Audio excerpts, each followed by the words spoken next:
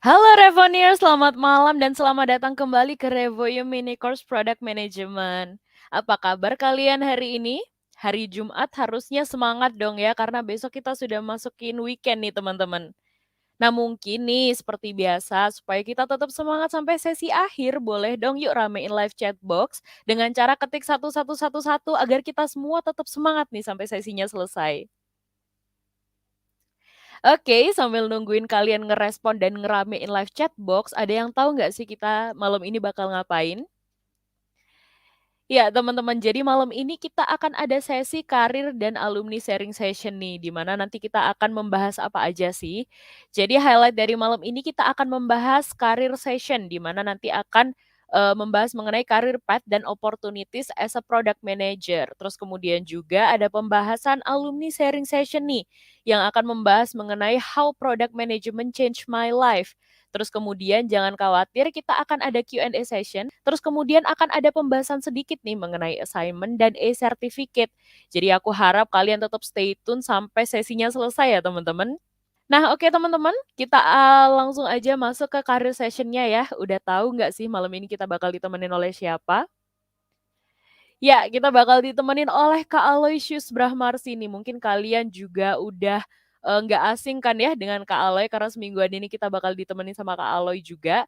Jadi mungkin nggak usah berlama-lama, kita langsung panggil Kak Aloynya aja kali ya. Halo Kak Aloy. Selamat sore teman-teman. Pertama-tama ingin mengapresiasi dulu buat teman-teman yang pada hari Jumat malam ini mau hadir ke Mini Course Revoyu, belajar lagi soal product management. Kalian adalah orang-orang yang aku bisa bilang hebat lah ya. Karena kan kalau hari malam Jumat malam itu kan biasanya teman-teman bisa melakukan hal yang lain, beristirahat mungkin setelah minggu yang panjang gitu ya. Jadi aku benar-benar mengapresiasi sekali teman-teman yang datang pada sesi malam hari ini gitu. Nah, sebelum aku mulai mungkin aku short introduction lagi. Namaku Aloysius Bramarsi. Teman-teman bisa panggil aku Aloy. Sekarang aku jadi project manager di Revoyu untuk menghandle program product management. Jadi dulu singkat cerita aku pernah belajar juga di Revoyu, jadi murid digital marketing, pernah jadi team lead juga dan sekarang jadi project manager. Dan sekarang aku lagi sambil studi di London, ngambil entrepreneurship. Jadi kalau teman-teman lihat kenapa langitku masih cerah di sini ya karena di London masih siang gitu. So anyway, pada kesempatan hari ini selama 20-30 menit ke depan aku akan menjelaskan career opportunities apa aja sih yang ada di product management gitu. So sit tight, bring your popcorns, grab your friends, and enjoy the show ya teman-teman. Jadi sebelum aku mulai, aku ingin menyatakan sebuah fakta gitu ya terkait kondisi perusahaan sekarang, terutama yang bergerak di bidang teknologi. Jadi kalau teman-teman sadar, perkembangan teknologi ini tidak hanya merubah jenis produk yang dibuat, service yang ditawarkan, tapi ini juga merubah behavior atau perilaku dari seorang atau sekumpulan customer gitu. Jadi customer yang dulu mungkin permintaannya berubah setiap tahun, sekarang menjadi tiap bulan atau mungkin setiap minggu gitu. Jadi customer ini terus berkembang sehingga dampaknya apa ke sebuah produk gitu ya. Produk ini juga harus bisa memenuhi demand tersebut, keinginan tersebut gitu ya. Jadi sekitar 81% ini yang aku ambil gitu ya. Consumer itu menginginkan response time yang lebih cepat. Jadi semua proses itu harus dilakukan dengan lebih cepat, dengan lebih efektif dan lebih efisien. Nah, ini kan bisa dicapai dengan adanya teknologi gitu ya. Teknologi kan membuat interaksi kita sebagai manusia itu lebih efektif, mau melakukan apapun gitu ya. Terus sekitar 76% itu mengharapkan bahwa organisasi atau perusahaan itu memahami kebutuhan individualnya gitu. So, kita harus benar-benar mempersonalisasi kebutuhan dari customer tersebut. Jadi kita nggak bisa nih nge-treat customer A yang kebutuhannya A dengan customer B yang kebutuhannya B. Jadi kita harus bisa memberikan offer yang lebih personalized lagi gitu. Dan sekitar 68% itu menginginkan supaya customer experience-nya itu diperbaiki.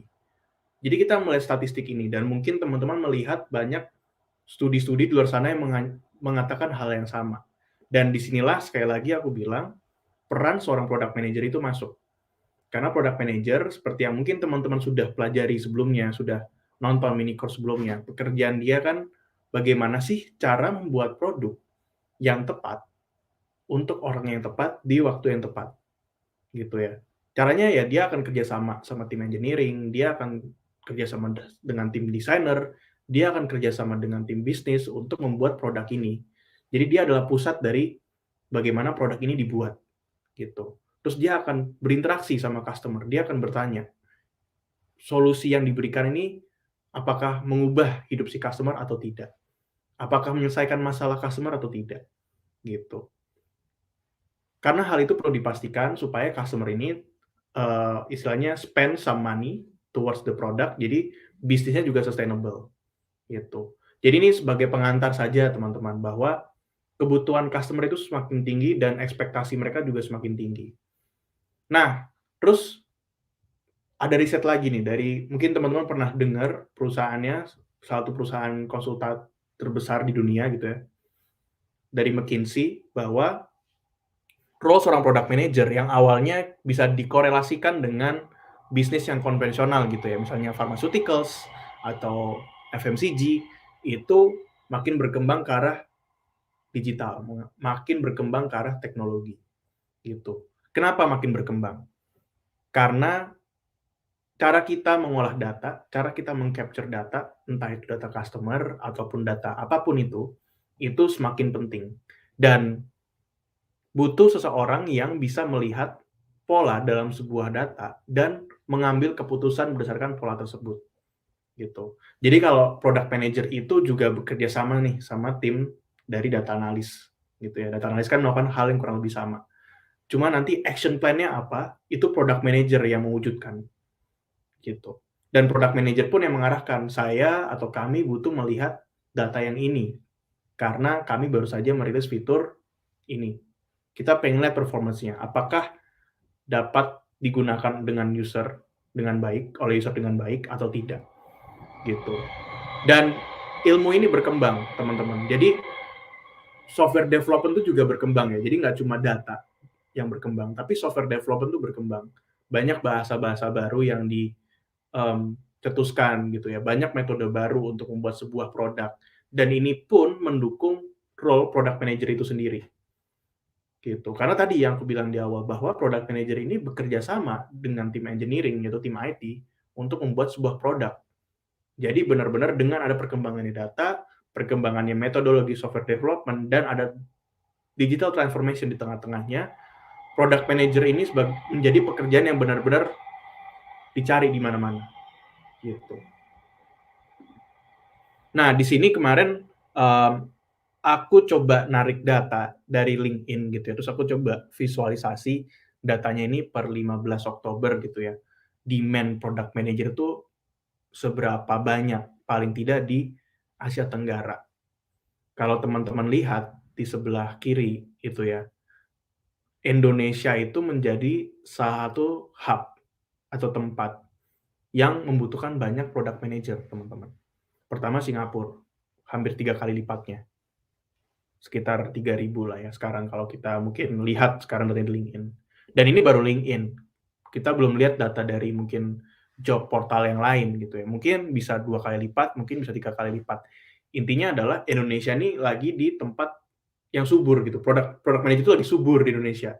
Karena startup makin banyak, teknologi makin canggih gitu kan. Terus banyak sekali investor dari luar gitu ya. Kayak misalnya kemarin teman-teman dengar ada seorang founder dari luar sana gitu ya, menginvestasikan startup di Indonesia. Nah, hal seperti itu yang mendukung, wah product manager itu semakin dibutuhkan karena teknologi semakin berkembang, gitu. Tapi di satu sisi, kalau aku misalnya ngobrol nih sama teman-teman PM gitu ya, masih banyak miskonsepsi, masih banyak kebingungan terkait role product manager ini.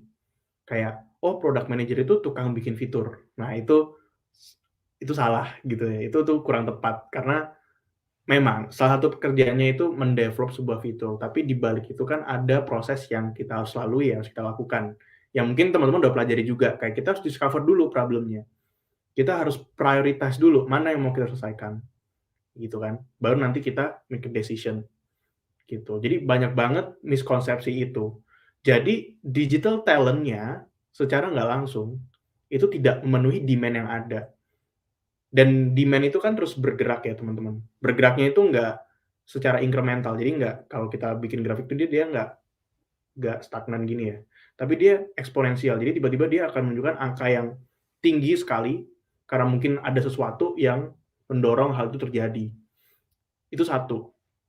Kedua, salah satu problem, walaupun dengan demand yang banyak ini, itu adanya room for improvement. Jadi aku pernah baca bahwa sekitar 40% produk itu gagal karena bukan produk, startup itu gagal karena nggak ada market need.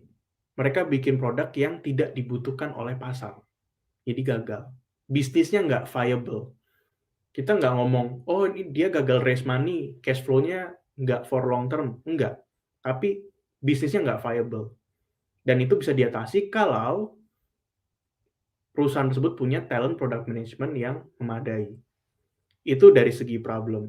Dari segi perkembangan pekerjaannya gimana? Nah, ini aku narik data lagi dari LinkedIn, bahwa product management ini adalah pekerjaan salah satu high paying jobs ya. Di sini aku pengen highlight itu, high paying jobs, karena product management tuh high risk, high reward. Makanya dia dibayar cukup besar gitu ya. Dan growth-nya itu sekitar 30% di tahun 2019, dan di seluruh dunia itu job openings-nya sebanyak 10.000 job openings.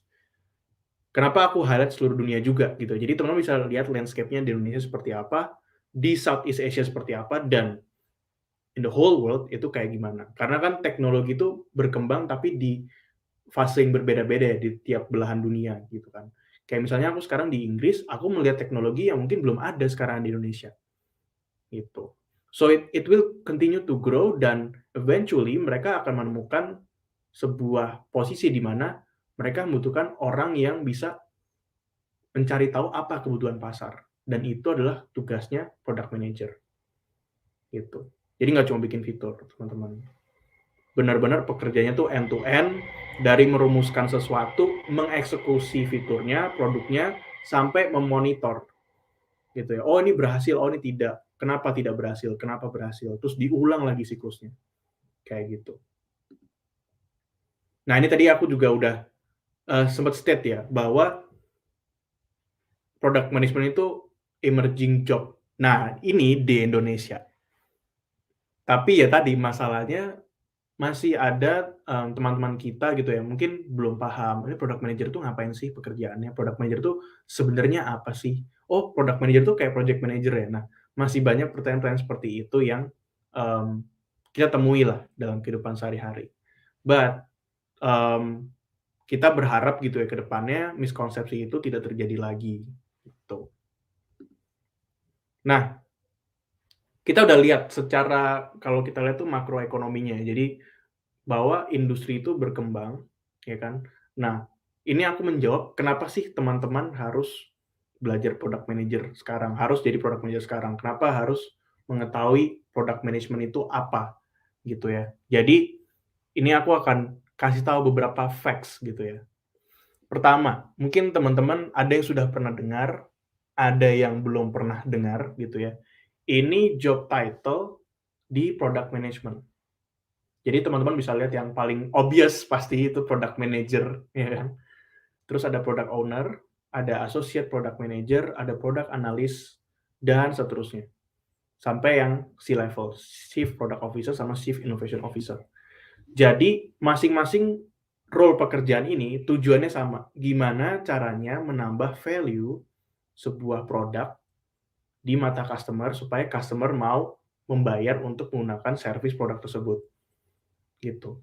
Yang membedakan adalah level atau istilahnya job scope dari masing-masing pekerjaan ini.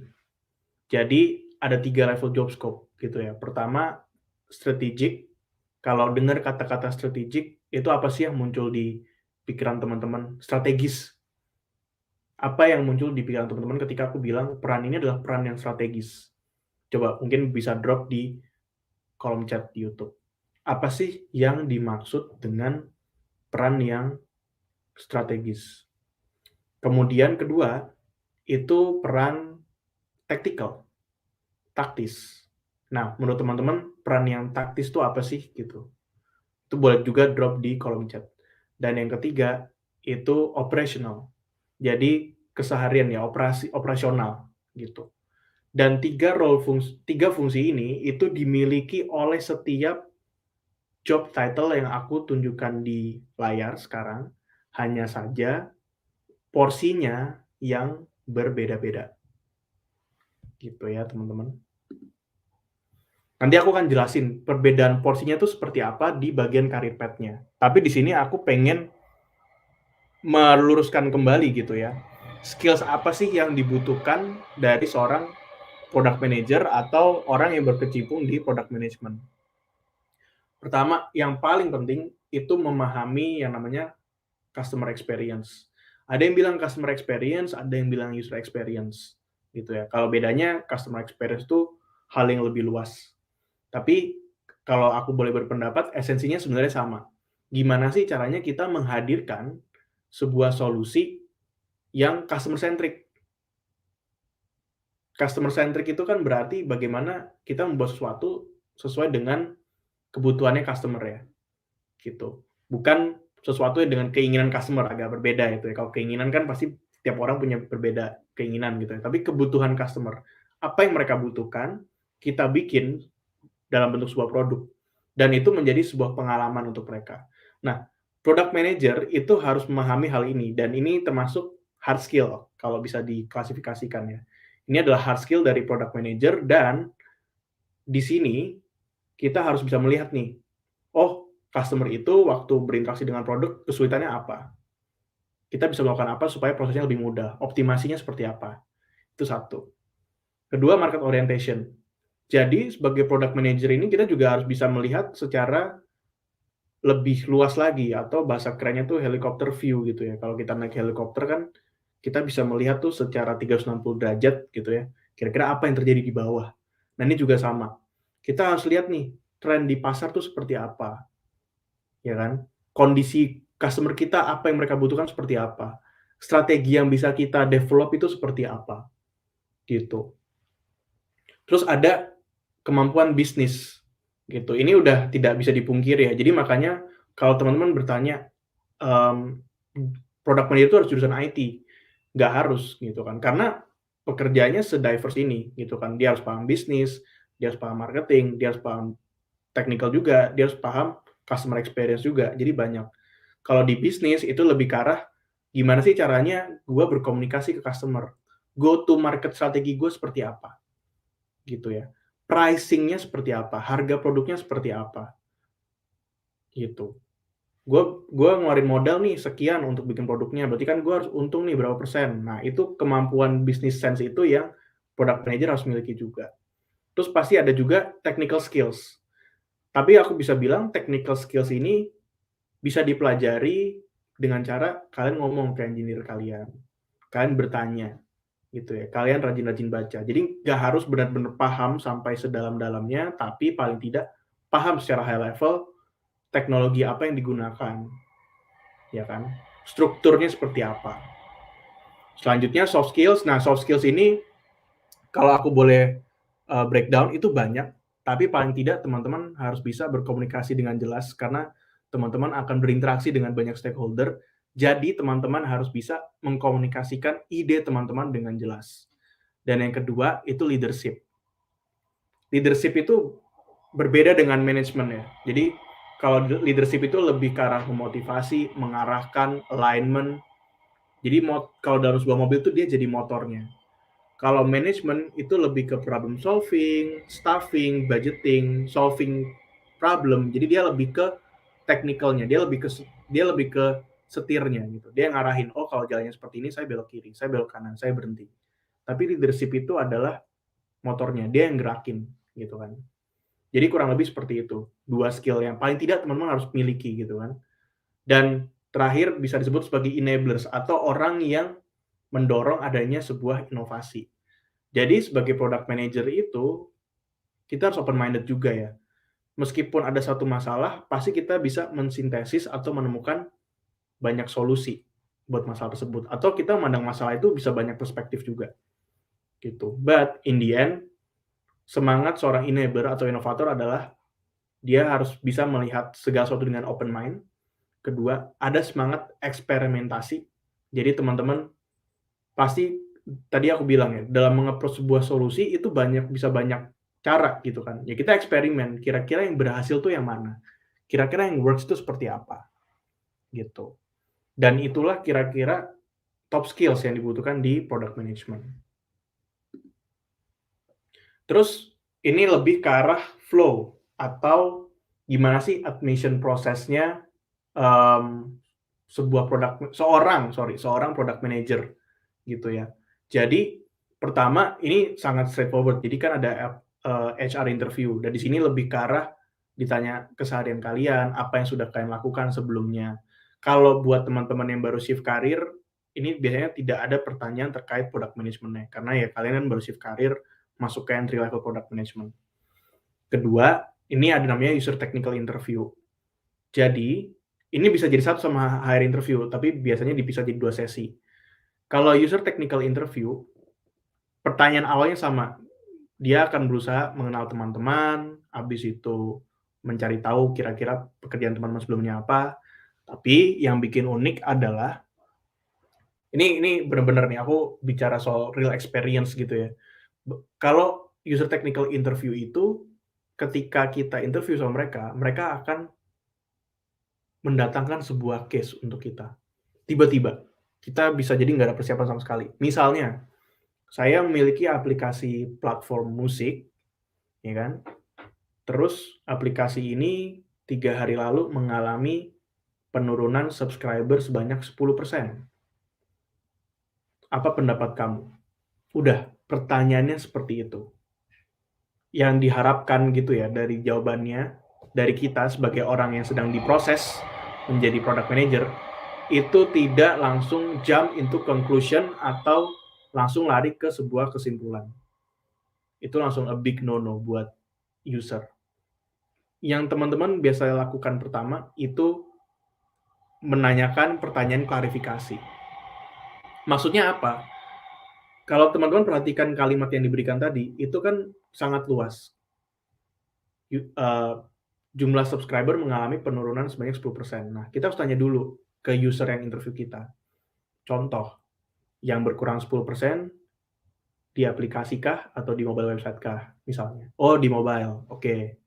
Di mobile ini yang mengalami 10% penurunan di Android atau di iOS? Oh, secara overall. Oh, berarti kita tahu nih bahwa 10% ini di aplikasi Android dan iOS. Ya kan? Terus kita bisa tanya lagi, penurunan ini terjadi apakah setelah ada pembuatan fitur baru atau tidak? Oh, ada. Dia jawab ada, terus kita bisa tanya fiturnya apa. Jadi pertanyaan-pertanyaan klarifikasi itu yang diharapkan oleh seorang user waktu technical interview ini. Kenapa? Karena sebagai product manager, teman-teman harus benar-benar mengetahui dulu permasalahannya apa sebelum teman-teman mendapatkan solusinya. Jadi teman-teman harus tahu dulu root cause-nya itu apa, penyebabnya itu apa. Kurang lebih user technical interview seperti itu. Ketiga, biasanya habis user interview ini ada case study.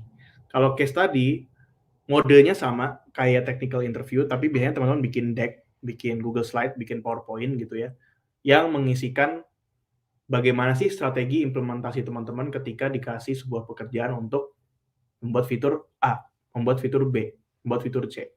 Itu case study.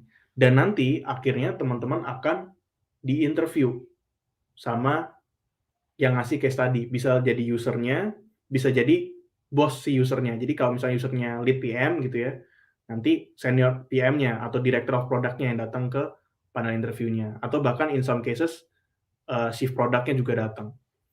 Gitu.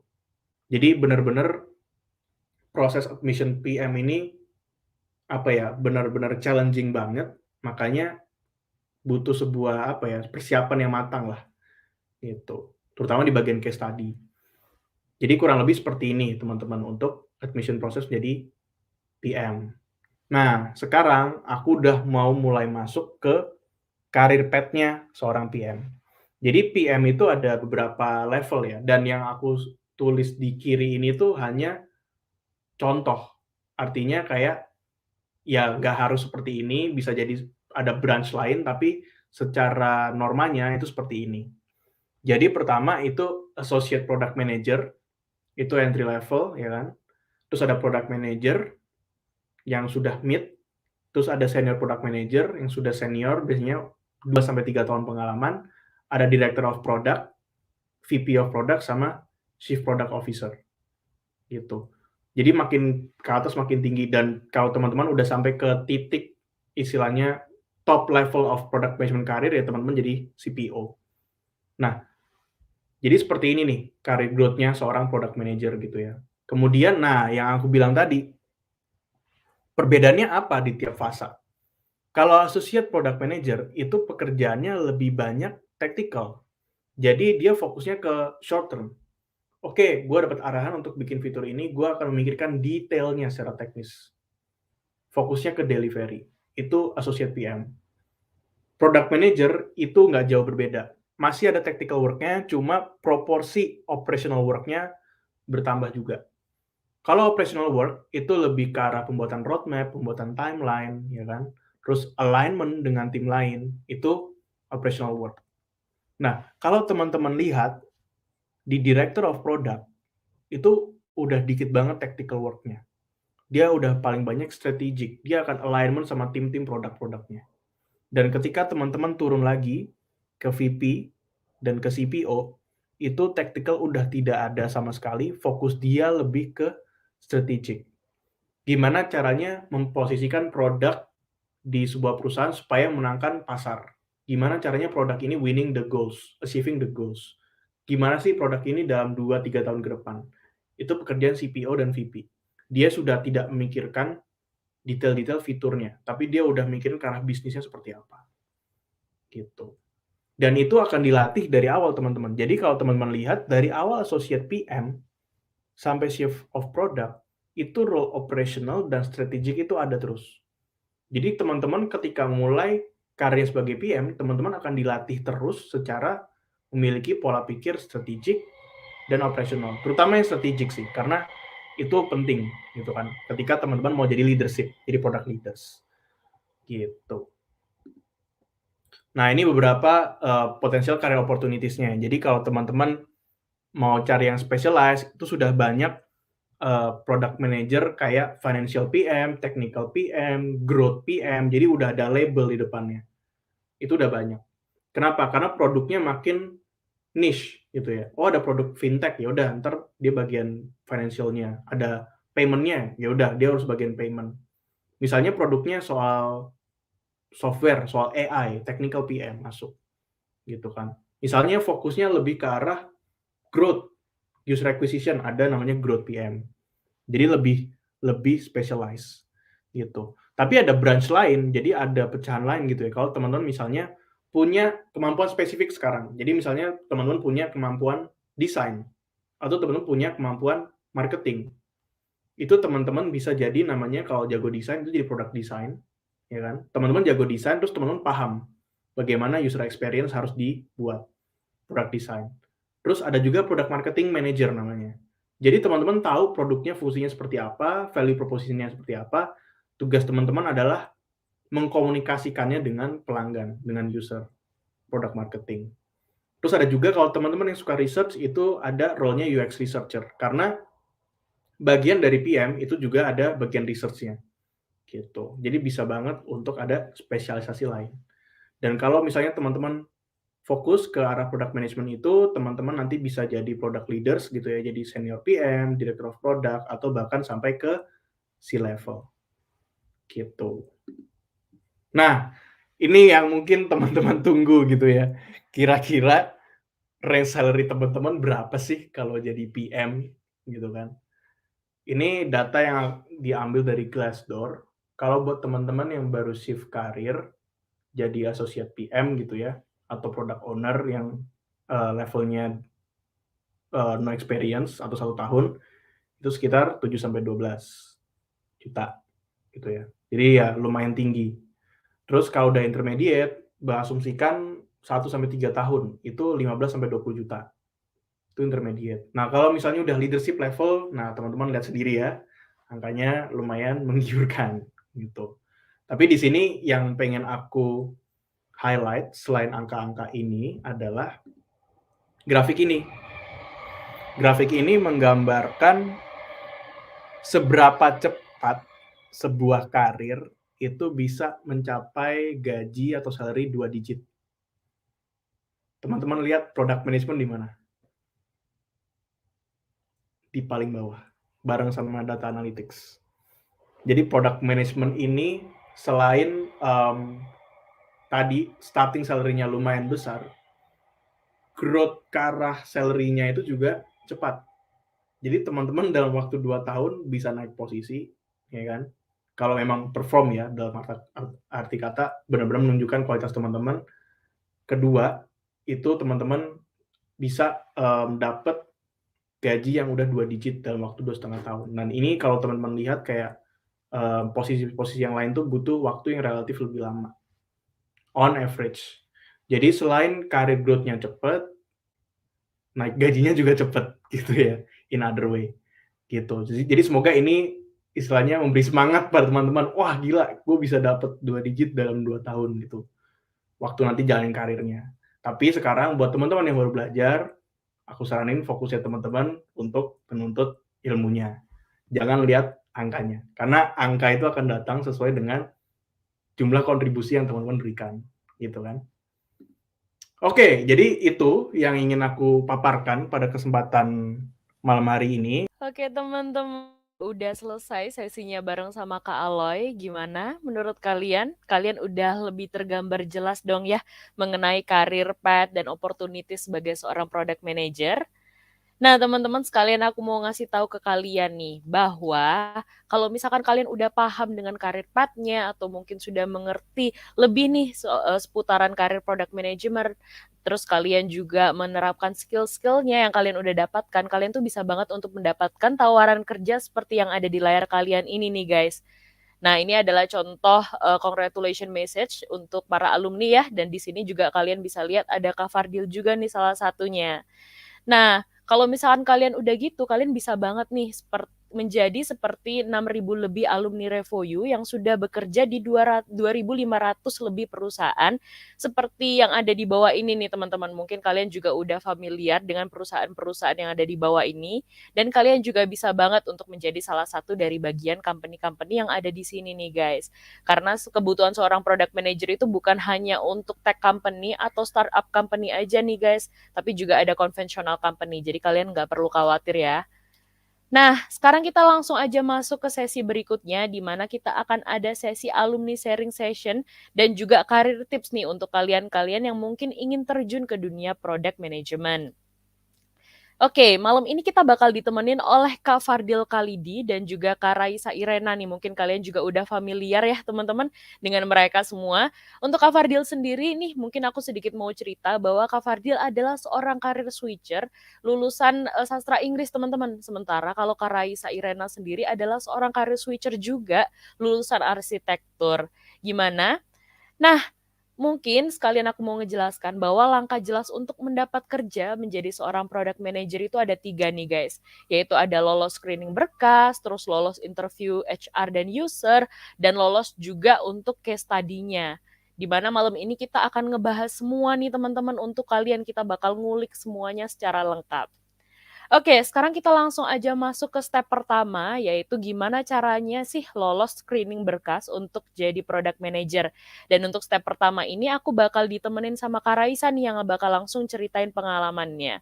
Jadi mungkin aku langsung panggil Kak Raisa aja ya. Halo Kak Raisa. Halo Kak Desi, halo teman-teman semuanya, malam. Malam, gimana Kak? Apakah sudah siap untuk sharing-sharing pengalaman Kak Raisa nih sebagai seorang product manager? Siap dong, siap. Siap Kak Desi. Alright. Sip, kalau gitu mungkin nggak usah berlama-lama ya Kak, kita langsung aja masuk ke sesinya. Aku serahkan langsung mic-nya ke Kak Raisa ya. Silakan Kak. Oke, thank you Kak Desi. Oke, halo teman-teman. Jadi kali ini kita akan ngebahas tentang gimana sih caranya lolos screening berkas untuk jadi product manager nih. Mungkin kita langsung masuk ke slide selanjutnya kali ya.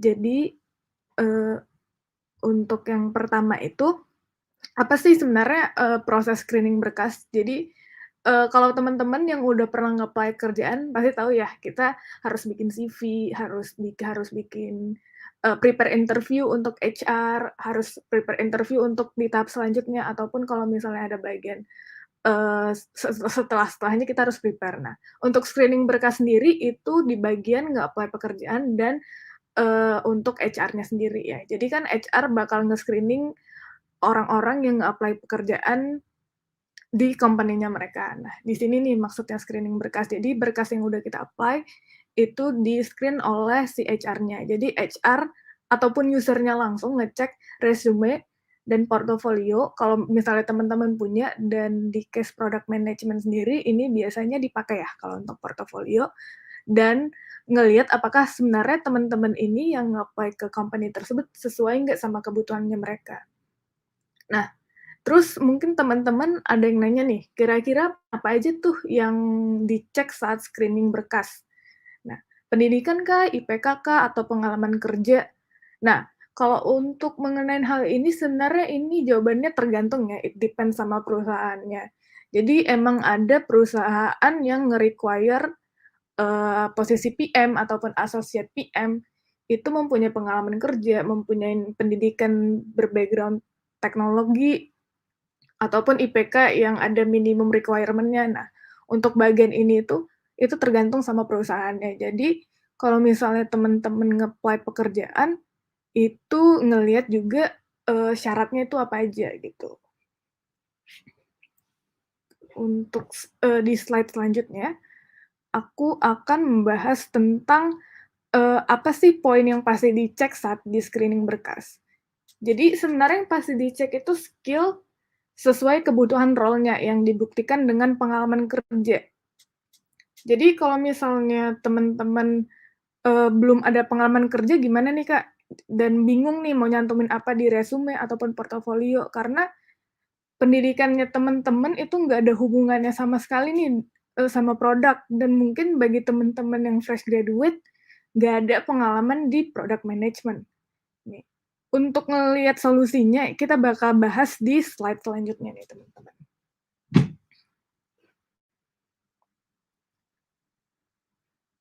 Oke, jadi untuk di bagian pendidikan nih, untuk teman-teman yang nggak ada background relevan nih di bidang product management, pertama cantumin sesuai dengan sejujur-jujurnya gitu, jangan sampai nge-made up, karena recruiter entar bakal mempertanyakan pendidikan teman-teman juga nih saat interview. Dan kalau misalnya teman-teman yang nggak ada relasinya dengan product management, itu bisa cantumin secara singkat aja nih, kalau misalnya yang nggak ada berhubungan sama sekali dengan product management. Nah, mungkin bisa dilihat di gambar yang di bawah ini. Ini punya aku nih di LinkedIn aku, teman-teman bisa lihat. Nah, aku tuh merupakan sarjana arsitektur nih. Jadi aku merupakan career switcher sebenarnya. Nah, buat teman-teman yang career switcher mungkin bisa drop di komen ya, ataupun yang lulusan arsitektur juga bisa drop di komen yang pengen pindah ke bidang product management. Nah, karena nggak ada relevansinya nih sama product management, aku naruhnya ya secara singkat aja, tapi menjelaskan apa yang aku pelajarin selama aku kuliah di arsitektur. Dan sejujur-jujurnya aja, nggak ditambah-tambahin, nggak dikurang-kurangin gitu. Kalau yang kanan itu kan bukan gelar yang sebenarnya ya, jadi S3 marketing, gelar yang diberikan oleh netizen itu kan nggak valid tuh. Nah, itu dihindarin tuh naruh di CV, dan karena kan nggak ada buktinya dan nggak relevan juga ya, bukan nggak relevan sih, maksudnya nggak bener maksudnya gitu, maksudnya nggak valid lah intinya, gitu. Gelar yang tidak apa adanya gitu. Untuk selanjutnya, di next slide aku akan membahas tentang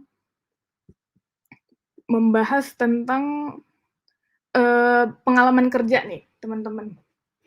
Jadi, kita mencantumkan pengalaman kerja di sebelumnya nih. Nah, bagi teman-teman yang udah punya pengalaman kerja, ini harusnya bisa menjadi highlight-nya teman-teman. Apalagi kalau misalnya, punya relasinya dengan product management. Nih, karena sekarang aku diandalin dan internship sebagai product intern atau acting as product owner ya, kalau diandalin itu sebutannya bukan product manager, tapi product owner nih. Nah, jadi semua yang aku dapetin dan yang aku kerjain, aku input di CV aku ataupun di LinkedIn aku juga gitu. Jadi, tapi aku menceritakannya secara detail, beda tadi dengan yang di beda dengan yang di pendidikan karena nggak terlalu relevan sama product management. Aku jelasinnya secara singkat aja. Nah, kalau yang ini aku jelasin secara detail dan aku naruh beberapa numbers juga ya, karena untuk CV product management, karena CV product management itu biasanya ngelihat juga apa yang kita kasih atau apa improvement apa yang kita berikan kepada si produknya ini gitu. Jadi biasanya di-quantify-nya dari number, makanya aku input juga nih kayak estimation duration-nya dari 30 menit sampai 3 menit, itu improvement-nya kayak gimana gitu. Nah, terus aku juga bekerja sebagai interior designer ya sebelumnya. Tapi karena ini pekerjaannya tidak relevan, makanya aku ngerjainnya itu hanya bukan ngerjain, hanya nge-input-nya itu se seminim mungkin, tapi cukup deskriptif dengan apa yang aku kerjakan sebelumnya gitu. Jadi aku cantuminnya secara singkat aja. Kalau misalnya teman-teman nggak punya pengalaman kerja yang relevan nih gitu. Terus setelah ngebahas mengenai pengalaman kerja nih, mungkin teman-teman nanya juga nih, gimana kalau nggak ada pengalaman yang relevan? Dan kepo kali ya, mungkin teman-teman ada yang fresh graduate, nggak ada pengalaman kerja, bidangnya nggak sama. Jadi kalau untuk nggak ada pengalaman yang relevan, salah satu jawabannya itu ngerjain project gitu. Nah, jadi aku hari ini bakal nge-share mengenai project yang aku kerjain selama di RevoU. Grup project ya teman-teman ya. Jadi pas selama aku di RevoU, aku di-assign untuk nge-improve, kita dikasih study case gitu di dalam satu project, dan di sini itu kita diarahin untuk nge-improve aplikasi Joox gitu. Dan di sini teman-teman mungkin bisa lihat kali ya, ini hasil dua gambar ini, 2 GIF ini merupakan hasil yang aku improve bersama tim-tim aku dari Joox yang sebelumnya. Dan ini salah satu cuplikan grup aku yang grup B, merupakan salah satu yang tertinggi juga nih di dalam grup project yang yang kita kerjain nih. Jadi project yang kita kerjain di fase satunya merupakan yang tertinggi. Dan ini mungkin sedikit sneak peek gimana sih ramainya grup project di batch aku kemarin, itu digambarin di bawah gitu. Nah, terus gimana sih caranya bisa sampai ngebikin apa yang udah aku bikin di grup project dari slide yang sebelumnya ini, dari yang preview GIF yang aku bikin. Nah, pertama itu kita belajar apa aja sih sebenarnya? Kita itu dari awal itu diajarin untuk nentuin problem dan North Star metric nih. Jadi kita nge-define problems-nya yang ada di Joox sekarang, terus kita nge-implementasin produk strateginya itu kayak gimana, terus kita juga ngelihat dari North Star Matrix-nya, itu ngelihat dari reach, engagement, dan frekuensi gitu. Setelah itu kita juga ngelihat dan ngelakuin menentukan OKR. OKR itu buat teman-teman yang lupa nih, ada yang namanya objectives dan key results. Jadi kalau dari case aku, kita nge-increase engagement rate-nya di Joox nih. Terus key result-nya ada yang 3 ini nih, gitu. Terus setelah itu kita ngapain nih abis nentuin OKR? Karena kan kita udah dapat problems-nya. Kita itu abis itu ngelakuin research mengenai problem yang pengen kita solve. Nah, itu ngelihat dari research plan-nya itu kita jalanin dan kita bikin research report-nya juga nih dari data-data yang udah kita dapat. Terus di bagian sini kita juga singgung mengenai customer journey map-nya, ngelihat dari masalahnya itu dari mana sih, dari seluruh journey yang udah dibikin, yang udah ada di Juk sekarang ini gitu. Terus untuk selanjutnya bukan PM nih namanya kalau bukan ngelakuin prioritization. Jadi kalau di grup project kemarin aku nggak nerapin satu prioritization framework doang nih. Mungkin teman-teman ingat kali ya, kemarin tuh juga ada belajar prioritization kayak RISE. Nah, aku untuk problem prioritization-nya, aku nge-implement RISE prioritization, tapi untuk solution-nya aku pakai Kano framework, karena fokusnya untuk customer engagement. Jadi, aku nge-implement 2 framework di satu problem ini gitu. Satu solusi dan satu problem ini. Dan di sini kita juga belajar untuk lihat inisiatif, epics, dan user story-nya juga nih. Nah, selanjutnya kita juga setelah ngedesain, yang tadi aku preview di awal, abis udah ngelakuin semua desain, kita belajar untuk bikin backlog.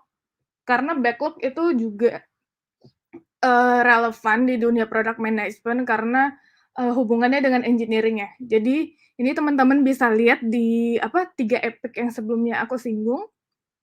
Yang aku bikin di slide sebelumnya itu ada 10 backlog yang harus dikerjain oleh tim engineering-nya.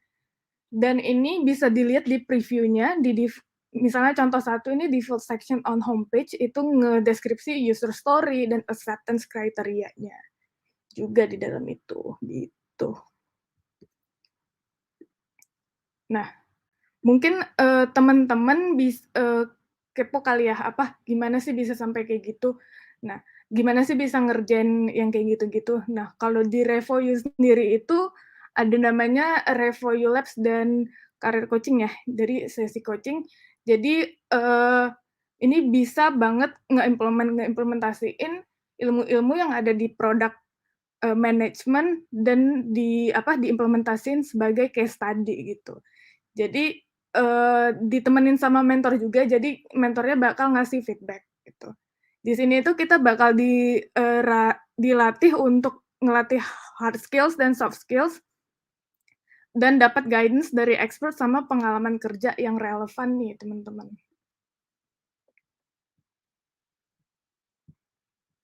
Nah, setelah melalui proses yang panjang itu, yang aku udah bikin grup project dan aku udah sama tim aku. Nah, kira-kira ini nih yang aku dapetin setelah melalui proses semua tadi itu. Nah, sekarang seperti yang udah disinggung Kak Desi di awal, aku sekarang lagi ngejalanin internship di Andalin sebagai product intern nih. Dan apa sih tugas-tugas selama aku di Andalin? Nah, selama aku di Andalin itu sebenarnya kurang lebih ngeimplementasiin juga ilmu-ilmu di product management. Yang pasti nge-gather dan validate findings ataupun data dari users, terus involve di product development process dari users-nya sendiri. Kalau di Andalin ada yang internal dan ada user eksternal, sampai ke proses engineer dan QA. Terus nge-present konsep, terus result ke stakeholders, kayak ke tim business development, strategic planning, dan aku juga involve untuk surveillance audit ISO 27001 gitu. Terus kalau teman-teman kepo nih untuk ngelihat beberapa karyaku di Andalin nih teman-teman. Nah, sebenarnya basically di Andalin ini sebenarnya perusahaan B2B ya. Jadi sebenarnya sedikit yang bisa diekspos keluar. Maksudnya karena banyak hal-hal yang confidential gitu untuk improvement produknya. Jadi yang bisa aku share ini hal-hal yang umum ya. Jadi yang bisa diakses sama masyarakat umum. Jadi Andalin kemarin itu ngebikin career page nih, karena sebelumnya nggak ada nih career page di Andalin, di andalin.com. teman-teman kalau mau cek juga bisa langsung ke webnya, andalin.com/karir. Nah, ini yang aku develop dari awal sampai akhir, sampai udah launch sekarang yang bisa diakses sama umum, gitu. Terus, Andalin juga ada yang namanya Sincargo, jadi salah satu software yang kita develop juga, dan aku diminta untuk ikut involve di, membuat landing page-nya. Untuk di dalam software, di dalam aplikasinya Andalin juga involve, tapi karena confidential juga aku nggak bisa share, jadi yang aku share hari ini hanya landing page dan career page yang bisa diakses oleh teman-teman, itu. Kalau teman-teman masih kepo, teman-teman bisa lihat di LinkedIn aku ya, beberapa, project dari Revoyu juga aku ada share di LinkedIn aku di bagian portfolionya, gitu. Nah, untuk selanjutnya, kalau misalnya teman-teman, gabung ke Revoyu nih, teman-teman juga bisa bergabung di Revoyu Community. Nah, apa sih kelebihannya? Yang pertama itu ada specialization class, jadi teman-teman bisa upgrade level pengetahuan dan skill teman-teman barengan dengan specialization class biar bisa, improve dan up to date, keep up untuk, skill-skill yang ada saat ini. Jadi karena di dunia digital ini selalu berkembang ya, jadi kita harus mengasah skill-skill kita nih. Terus yang kedua ada yang namanya online community events. Jadi, karena, Revoyu juga base-nya online, jadi ada online community events-nya juga. Jadi di sini kita bisa networking dan sharing knowledge, dapetin knowledge maksudnya, dan dapetin opportunity lainnya, gitu.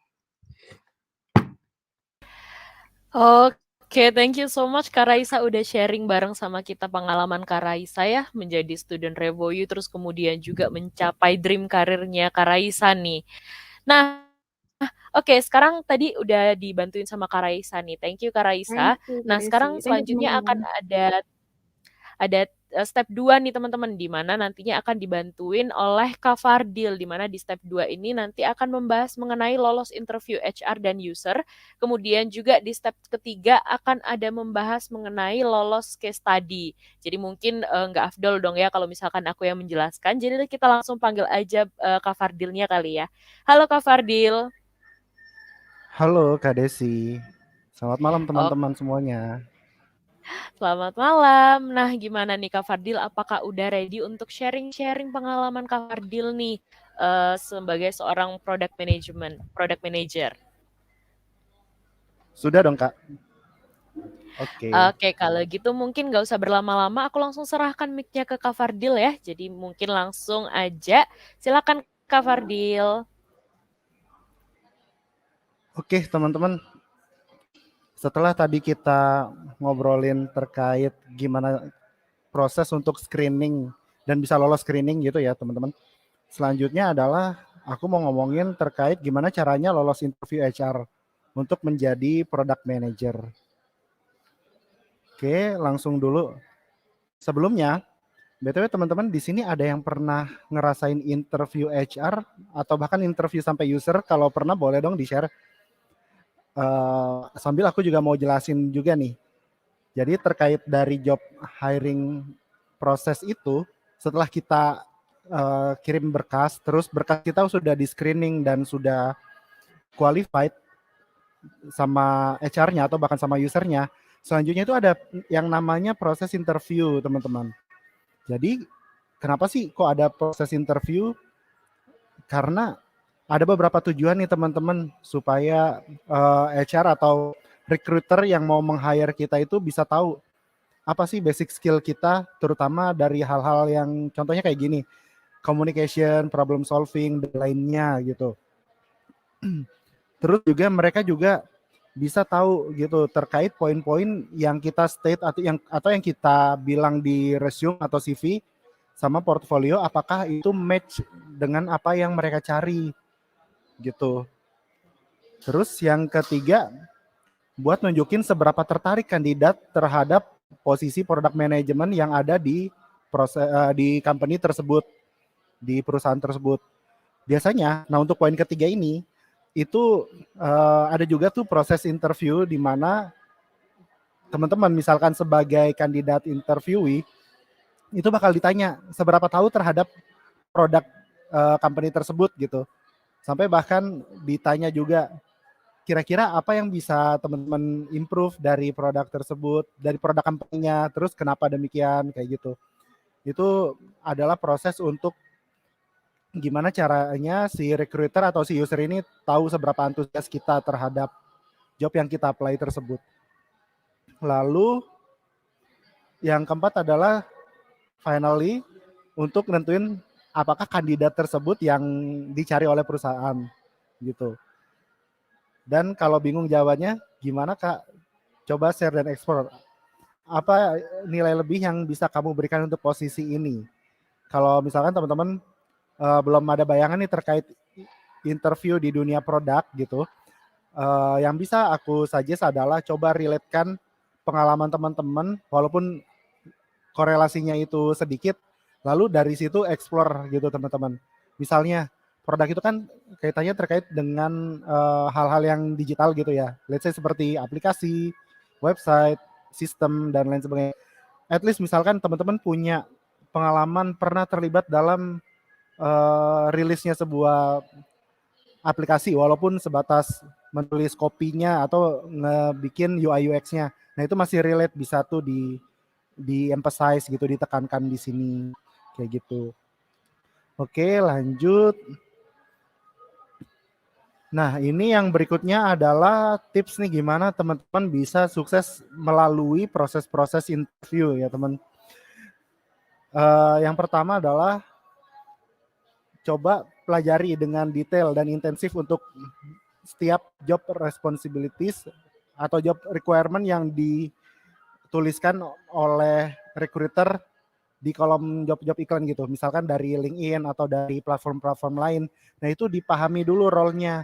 Tanggung jawabnya seperti apa? Apakah pekerjaan tersebut teman-teman pernah lakukan? Seberapa confidence misalkan teman-teman disuruh melakukan hal tersebut gitu.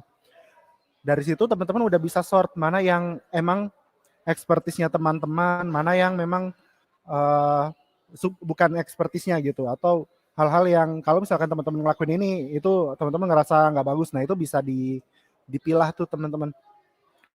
Terus juga misalkan teman-teman udah tertarik nih, oh ada job requirement bahwa diminta untuk mengerjakan PRD gitu.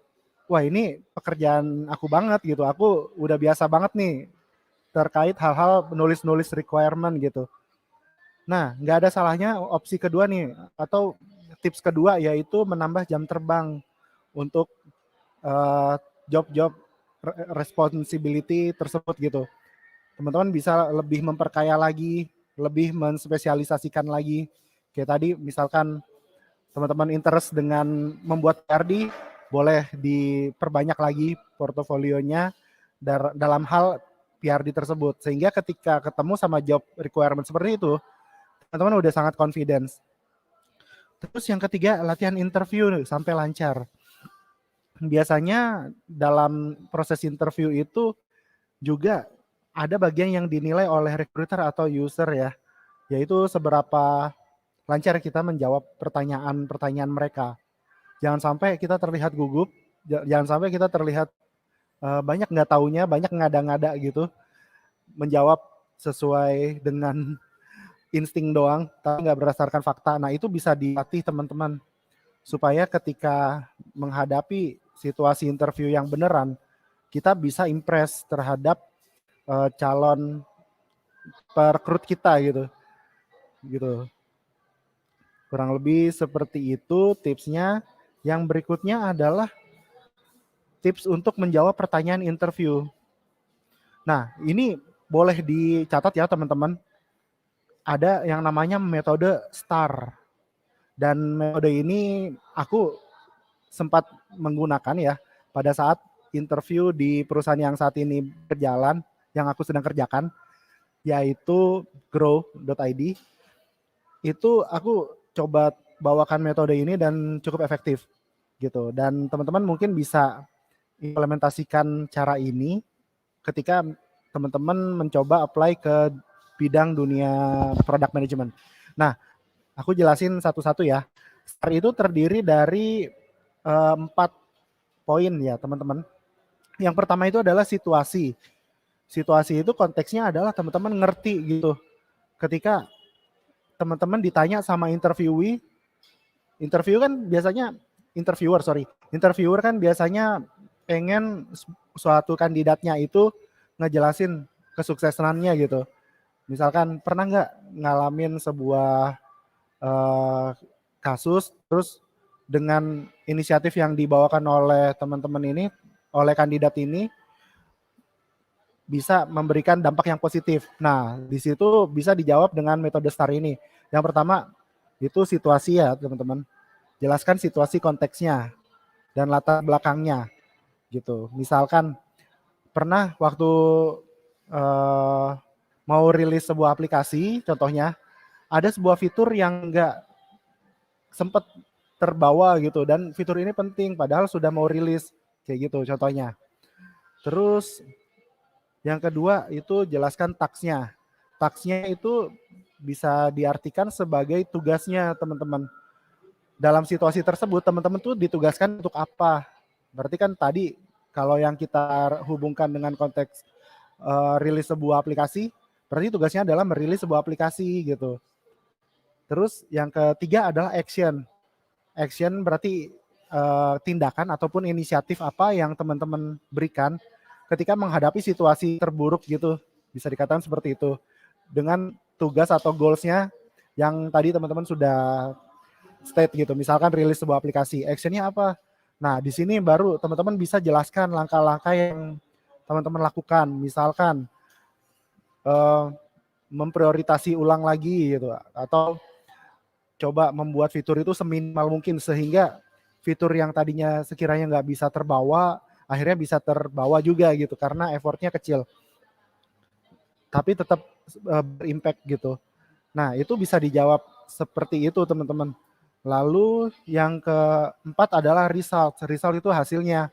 Teman-teman bisa jelaskan juga hasilnya ketika melakukan inisiatif tersebut, bagaimana pada akhirnya bisa rilis seperti itu dan pada akhirnya bisa digunakan oleh banyak user. Nah, seperti itu kurang lebih polanya teman-teman. Jadi ada situasi, task, action, dan result gitu. Boleh dicatat nih. Oke, lanjut. Dan ya, di slide selanjutnya, halo Kak Desi, geser ya. Oke, nah di slide selanjutnya itu teman-teman dalam melakukan metode STAR tadi, itu nggak dilakukan sendiri, nggak serta-merta teman-teman dengan ketidaktahuannya gimana caranya bikin metode STAR itu efektif gitu. Tapi di sini kita tuh di support oleh sebuah support mechanism yang sangat powerful nih dari Revoyu, yaitu ada career coach atau mentor kita di karir gitu. Nah, teman-teman ketika mengikuti Revoyu nanti, coachnya Revoyu, setelah mengikuti intensif class selama 3 bulan, itu teman-teman bakalan intens lagi buat ngelatih skill interview teman-teman bersama career coach ini gitu. Oke, lanjut.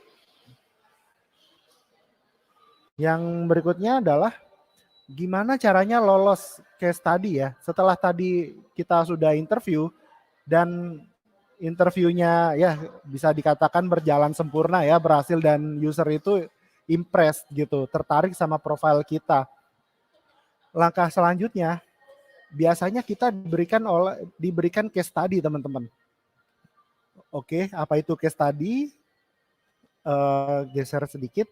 Jadi case study itu kalau dalam proses job hiring itu adalah tugas atau exercise gitu yang diberikan oleh user kepada kita supaya kita tuh bisa dilihat potensinya, apakah kita adalah kandidat yang sesuai kriteria, karena berdasarkan penilaian pengerjaan case study tersebut kita itu impresif begitu. Jadi ini bisa diartikan sebagai studi kasus ya teman-teman. Proses pengerjaan studi kasus guna meyakinkan user gitu bahwa kita tuh beneran punya skill. Nah, contoh salah satu studi kasus yang umum dialami ketika teman-teman mengikuti job hiring proses adalah membuat sebuah proposal terkait produk yang masih relate terhadap company-nya gitu. Terus di situ dibuat beberapa skenario gitu. Misalkan mesti melakukan research, mesti melakukan prioritisasi, mesti melakukan development plan hingga release plan kayak gitu. Itu biasanya common banget. Terus ada pertanyaan misalkan dari teman-teman, Kak, kalau belum punya pengalaman ngerjain case study gimana? Oke, simple sih jawabannya. Jadi menurutku teman-teman bisa melakukan exercise dulu gitu, latihan dulu membuat sebuah case study. Nah, bisa kayak misalkan teman-teman lihat sebuah produk gitu, terus cuma analisa-analisa sedikit gitu. Kayak, oh dari produk ini apa sih yang bisa ditingkatkan? Terus misalkan kalau diadakan suatu fitur A, apakah user senang? Nah, lakukan research kecil-kecilan terhadap orang terdekat. Terus latihan juga membuat deck yang baik, sama latihan juga membawakan deck tersebut. Nah, cuma untungnya kalau di RevoU, misalkan teman-teman mengikuti full stack product management RevoU, itu tiap harinya, tiap minggunya kita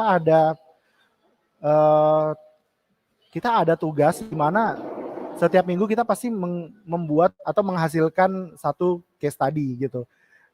Bahkan kita juga ada latihan untuk mempresentasikan itu. Nah, itu bisa menjadi modal banget nih teman-teman.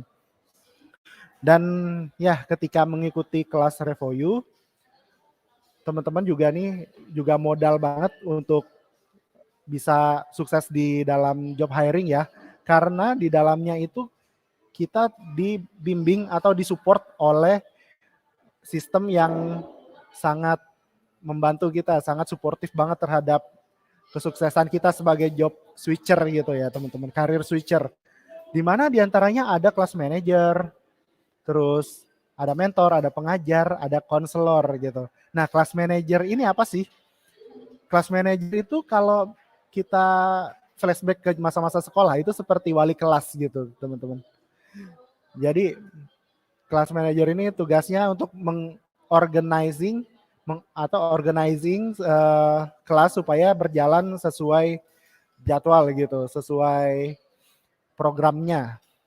Lalu kita ada mentor. Mentor itu siapa sih? Mentor itu adalah para expert di bidangnya, bisa itu di HR atau mungkin di product manajemennya itu sendiri gitu, yang akan membantu kita memberikan insight-insight yang solutif, yang suportif gitu, agar kita tuh bisa sukses terhadap karir proses kita gitu.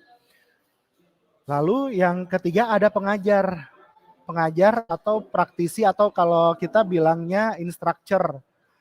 Instructor itu tugasnya adalah ngajarin course yang relate terhadap dunia product management saat ini, di mana mereka itu adalah praktisi. Jadi kita bisa dengar langsung perspektif dari mereka gimana sih caranya menghadapi situasi tertentu dalam hal product management gitu. Nah, kita tuh bisa belajar langsung darinya. Jadi nggak cuma teori gitu teman-teman, ada prakteknya.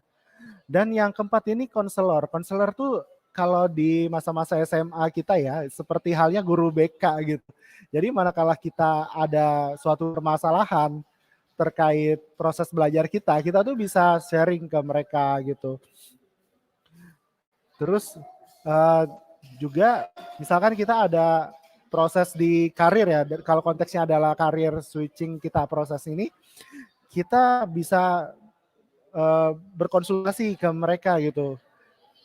Sudah sejauh mana proses kita berjalan, terus apa permasalahan yang kita hadapi, gimana cara menanggulanginya. Nah, mereka juga akan senantiasa sangat membantu banget buat kita bisa menyelesaikan masalah ini gitu teman-teman. Oke, langsung.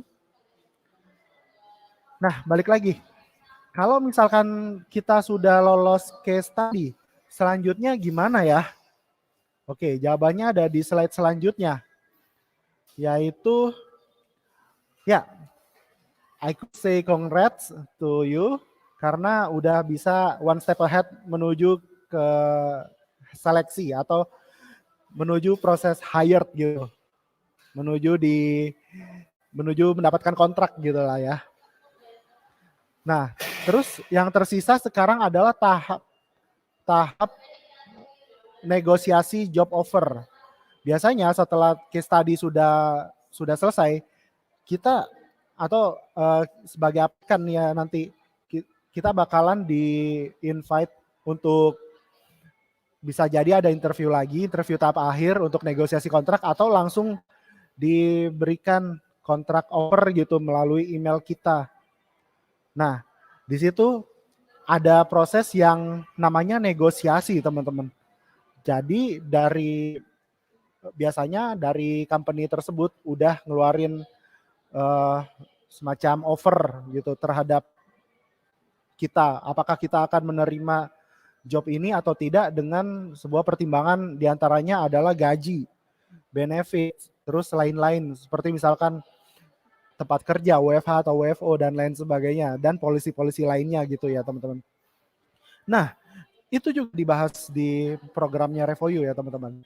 Jadi ada tips and triknya gimana caranya kita menghadapi proses job offer gitu. Ada do and dance-nya gitulah ya. Kira-kira sebelum dan sesudah mendapatkan job offer.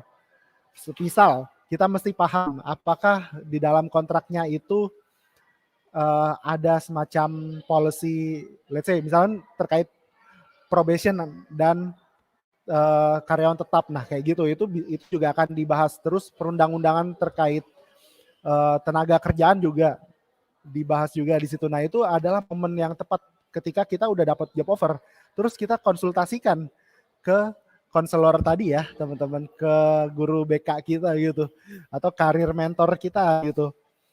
Nah akhirnya kita nggak asal pilih, jadinya nggak asal ngambil keputusan, tahu-taunya ketika kita ngambil keputusan zong lagi gitu.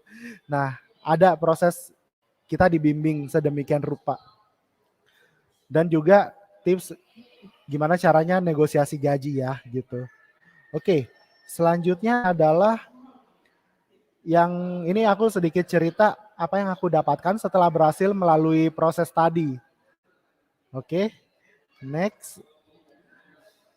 Ya, alhamdulillah sebenarnya di awal Januari ini aku udah mendapatkan dream jobku sebagai product manager dan company-nya sendiri adalah Grow.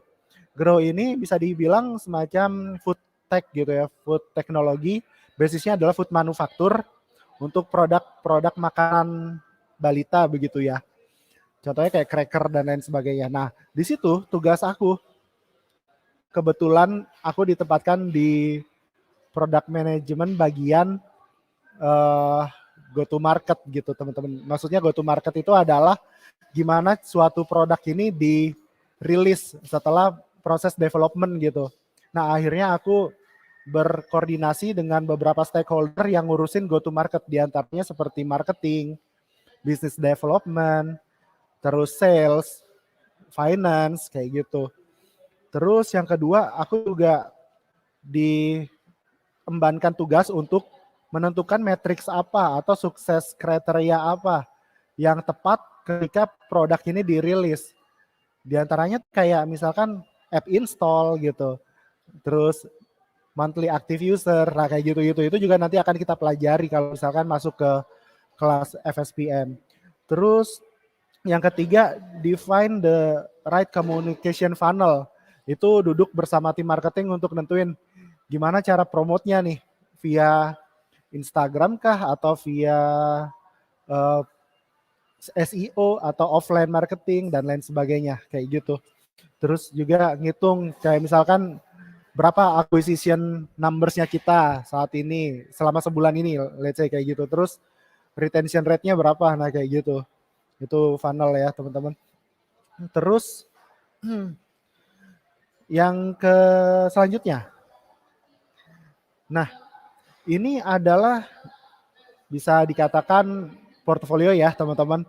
Hasil karyaku selama aku proses di kelas FSPM, di kelas Revoyu sampai saat ini. Nah, yang terkini itu yang paling kiri, itu aku bakalan ngerilis sebuah app yang mana app ini adalah untuk growth tracker buah hati gitulah, anak kecil gitu contohnya. Nah, target audiensnya udah pasti ibu-ibu gitu atau orang tua, dan buat ngukur juga seberapa pesat perkembangan sebuah physically gitu, perkembangan fisik suatu anak ataupun secara pencapaian kayak motorik dan lain sebagainya. Nah, itu yang coba aku deliver. Aku juga yang kedua pernah dalam proses labs-nya Revoyu. Oh ya, jadi kalau teman-teman belum dibilang ya tadi, di Revoyu itu setelah intensive class ada yang namanya labs. Mungkin nanti Kak Desi juga akan jelasin ya. Nah, di labs itu adalah momen-momen yang tepat buat kita itu digging up lagi skill kita di product management. Dan kebetulan aku dapat tugas untuk mempropos sebuah ide untuk Revoyu, yaitu LMS, Learning Management System. Nah, bisa dibuka nanti ya di portofolioku yang ku tertera di sebelah kiri ini ya. Terus yang ketiga, ini adalah proses hackathon, yaitu aku ikut semacam hackathon, ada test case-nya dari Deal. Deal itu adalah platform job seeking gitu. Dan aku bikin semacam kayak suggestion lah di situ gimana caranya supaya orang itu atau aplikan itu cenderung untuk apply. Kayak gitu sih. Untuk detailnya teman-teman bisa lihat ya nanti di GitHub. Begitu. Lalu ya ini adalah contoh GitHub-ku ya teman-teman. Mungkin sekilas aja. Nah, kenapa sih kita perlu menampilkan portofolio teman-teman? Supaya pada saat kita job hiring itu kita bisa dikenali oleh recruiter kita bahwa kita tuh tipikal orang yang seperti apa, dan portofolionya yang kita sudah buat apakah relevan dengan yang kita apply, job yang kita apply. Nah, ini salah satunya aku membuat di GitHub gitu. Yang mana sebenarnya banyak cara ya teman-teman untuk menyajikan portofolio, seperti dengan Deck atau Canva gitu, itu bisa juga, dan Linktree atau personal website. Nah, ini bisa dibilang personal website tapi yang free gitu, yang free hosting ke GitHub gitu.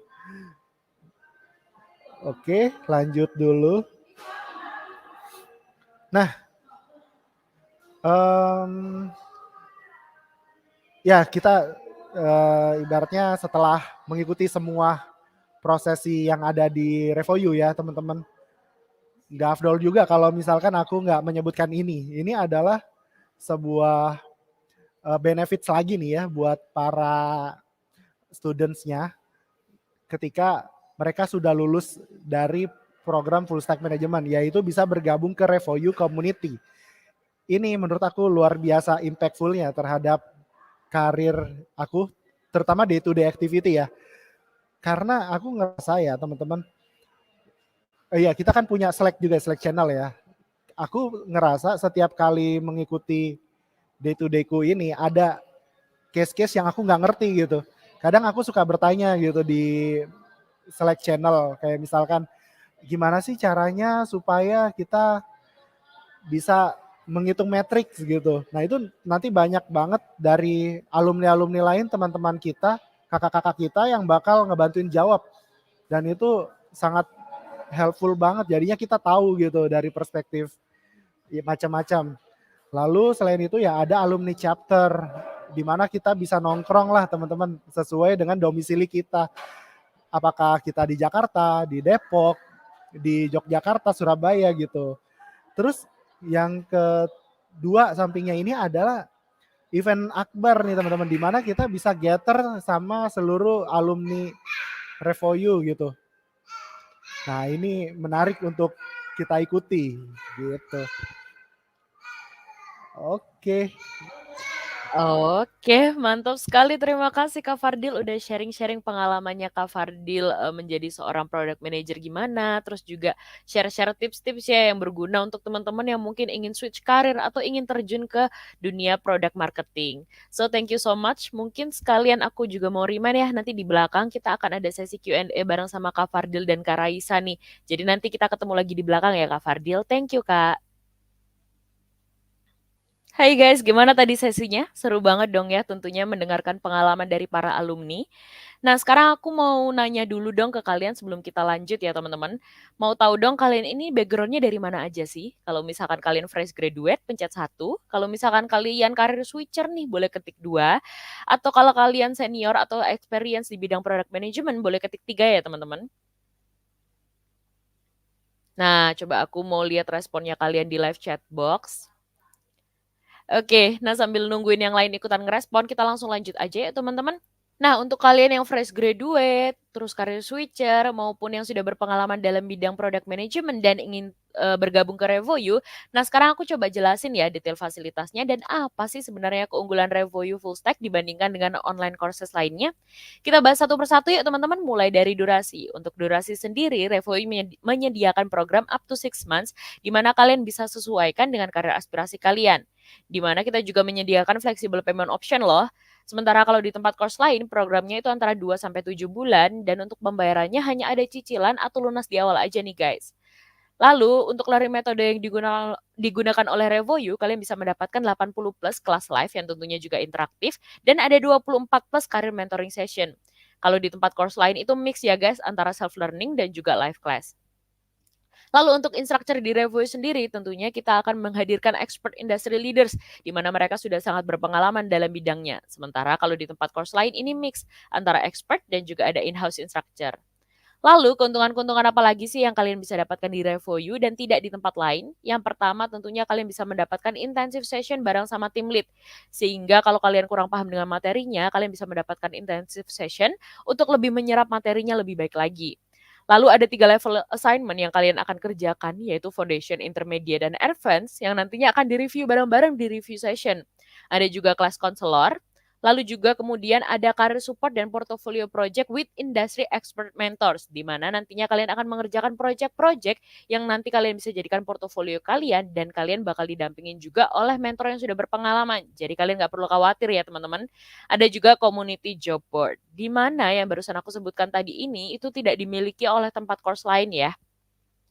Nah teman-teman, perjalanan kalian di full stack udah selesai. Selanjutnya apa? Tenang aja karena nggak berhenti sampai situ aja nih. Kalian bisa tergabung ke community networknya Revoyu yang terdiri dari 6.000 lebih alumni dan juga ada industry leaders di dalamnya. Selain itu juga kalian bisa mendapatkan eksklusif kelas yang dikhususkan hanya untuk Revoyu alumni aja. Nah, semua keuntungan-keuntungan ini kalian bisa dapatkan di angka 16 juta rupiah nih guys. Dimana kalau misalkan kalian gabung ke online courses lain, kalian harus merogoh kocek yang jauh lebih dalam. Jadi langsung aja join ke Revoyu dan amankan slot kalian, karena slot kita terbatas banget nih guys.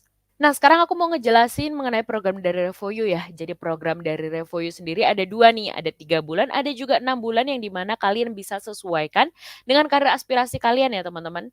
Dan untuk kedua programnya itu slotnya sama-sama terbatas teman-teman. Jadi kalau kalian nggak mau ketinggalan, langsung aja daftarkan diri kalian sekarang juga.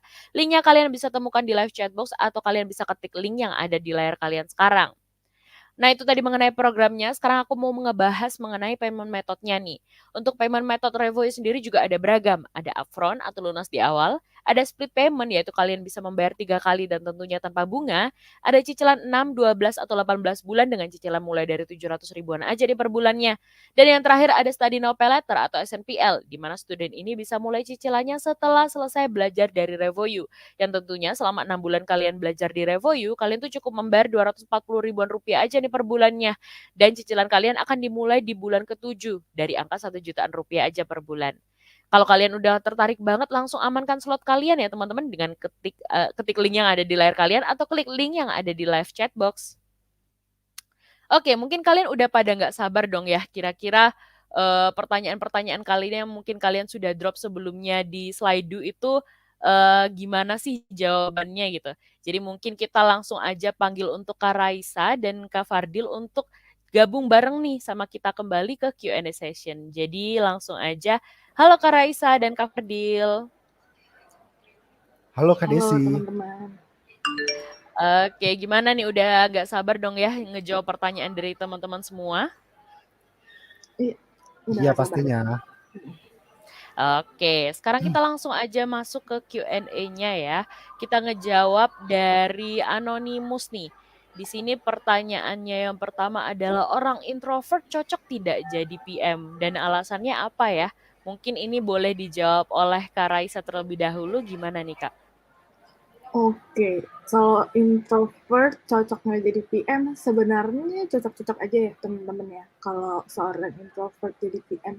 Karena kita emang meeting dengan stakeholders cukup sering, lumayan sering, hampir tiap hari kita meeting dengan stakeholders. Tapi ada momen-momen yang kita juga ngerjainnya sendiri nih, kayak bikin PRD, sama bikin user flow juga kadang-kadang sendiri itu.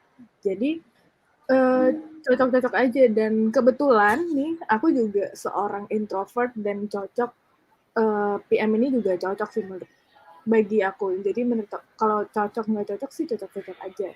Tapi emang ada penyesuaian kayak komunikasi, misalnya kita pertama kagok-kagokan, itu lama-kelamaan bisa diimprove karena pertama kebiasaan kita udah lebih sering ngelakuinnya, terus improve dikasih feedback dari usernya juga, itu bisa nge-improve skills kita gitu.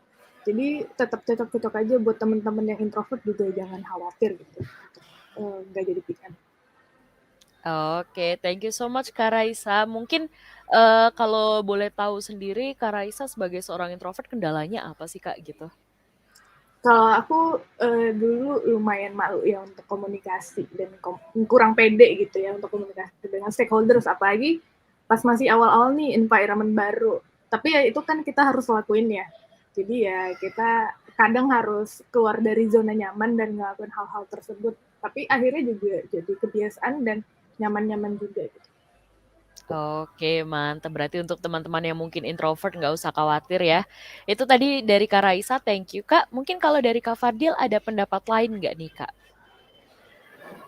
Basically aku setuju banget sih dengan Kak Raisa bahwa sebenarnya nggak ada batasan ya apakah kita introvert, extrovert, atau bahkan ambivert untuk menjadi PM. Nah kalau untuk introvert sendiri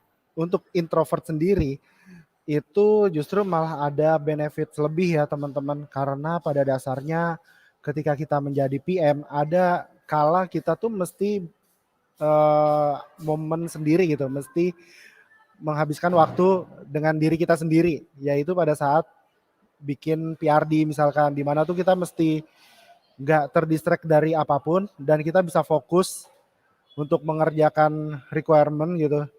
Nah itu kalau dia adalah tipikal introvert, menurutku dia lebih cenderung leading ya di situ, karena pada dasarnya aku pernah baca ya di salah satu artikel bahwa anak-anak introvert itu cenderung detail oriented gitu. Jadi menurutku masih relevan ya teman-teman gitu. Cocok sebagai PM. Oke, thank you so much Kak Fardil dan Kak Raisa untuk insight-nya. Langsung lanjut ke pertanyaan kedua nih dari Anonymous lagi. Kak, ada tips buat belajar product management nggak? Kebetulan aku nggak punya background di PM sebelumnya. Wah, cocok banget kebetulan Kak Raisa dan Kak Fardil seperti yang kita udah ketahuin juga ya teman-teman. Nggak ada background di PM nih sebelumnya. Mungkin dari Kak Fardil dulu, kira-kira gimana nih Kak tipsnya untuk belajar? Oke teman-teman, ya sedikit balik lagi ya ke awal, bahwa aku juga sebenarnya bukan orang yang backgroundnya manajemen produk ataupun teknologi gitu, karena pada dasarnya hanya sebatas suka saja pada dunia teknologi. Nah, bisa dimulai dari kita menanamkan rasa suka terhadap dunia teknologi sih. Setelah itu baru kita akan terbuka sendiri mindsetnya terhadap teknologi dari apa yang kita dapati. Misalkan kita follow sebuah trends di luar sana, teknologi itu bisa diimplementasikan seperti apa dan pada dasarnya juga selalu update ya. Nah itu kita bisa belajar dari situ ya teman-teman. Terus itu misalnya itu terlalu general, yang lebih spesifik lagi bisa teman-teman dengan coba membuat sebuah exercise ringan terhadap suatu produk yang teman-teman sukai gitu atau yang biasa teman-teman sering pakai dan coba berasumsi misalkan membuat sebuah fitur baru di produk tersebut akan berimpact seperti apa. Nah itu sih paling kalau dari aku Kak. Oke, thank you so much Kak Fardil untuk insight-nya. Tapi kalau untuk Kak Raisa sendiri kira-kira ada tips lain nggak nih yang bisa membantu teman-teman untuk belajar product management? Kurang lebih sama ya kayak Kak Fardil, kayak kalau mau nyoba exercise dari produk yang teman-teman suka itu bisa banget diimplementasiin dan membantu banget karena pasti kalau teman-teman suka produknya dan pengen ada improvement, teman-teman bisa implementasiin ilmu-ilmu PM di situ. Tapi kalau untuk secara general, teman-teman mungkin bisa baca atau ngobrol mentorship di awal-awal sama orang yang terjun langsung ke dunia PM, kayak nanya-nanya insight itu juga bisa banget. Ataupun kalau secara personal, PM itu kan orangnya cukup organized.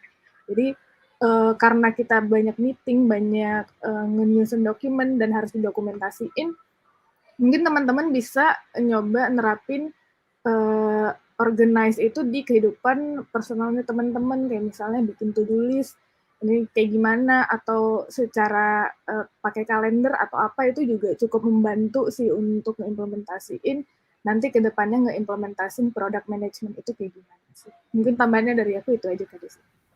Thank you so much Kak Raisa dan Kak Fardil untuk insight-nya. Jadi mungkin sebelum kita menerapkan di dunia karir harus diterapkan ke kita dulu kali ya. Iya, betul. Oke, mantap. Nah, sekarang kita langsung lanjut ke pertanyaan selanjutnya dari Arifa Marta. Selama menjadi PM, pernahkah kakak mengalami kegagalan? Jika pernah, bagaimana kakak menanggapinya? Wah, ini mantep nih pertanyaannya. Mungkin boleh dari Kak Raisa dulu yang mau sharing? Oke. Kalau pernah enggaknya, pernah ya di selama aku jadi product intern ini, jadi aku ada develop satu produk yang yang di take down gitu. Karena karena setelah di develop ternyata ada yang kurang butuh gitu, dan ada untuk improvement selanjutnya ternyata yang ini tuh jadi unnecessary. Nah, habis itu ya pasti pertamanya sedih dong, kan kita udah develop produknya, pasti ada rasa kecewa nih karena kan kita udah nge-spend waktu kita nih untuk ngerjain hal tersebut. Gimana menanggapinya? Yang pasti pertama kita evaluasi dulu setelah kita sedih nih. Setelah kita sedih, kita evaluasi dulu apa yang salah. Dan kalau misalnya terjadi kegagalan, walaupun kita merasa sedih, ya jangan langsung jatuh gitu, kita merasa kita nggak bisa lagi di dunia PM. Tapi kita evaluasi dan nanya feedback ke orang-orang atau ke user kita atau ke teman se-PM kita, apa yang bisa kita improve dari hal ini, kenapa kayak gini.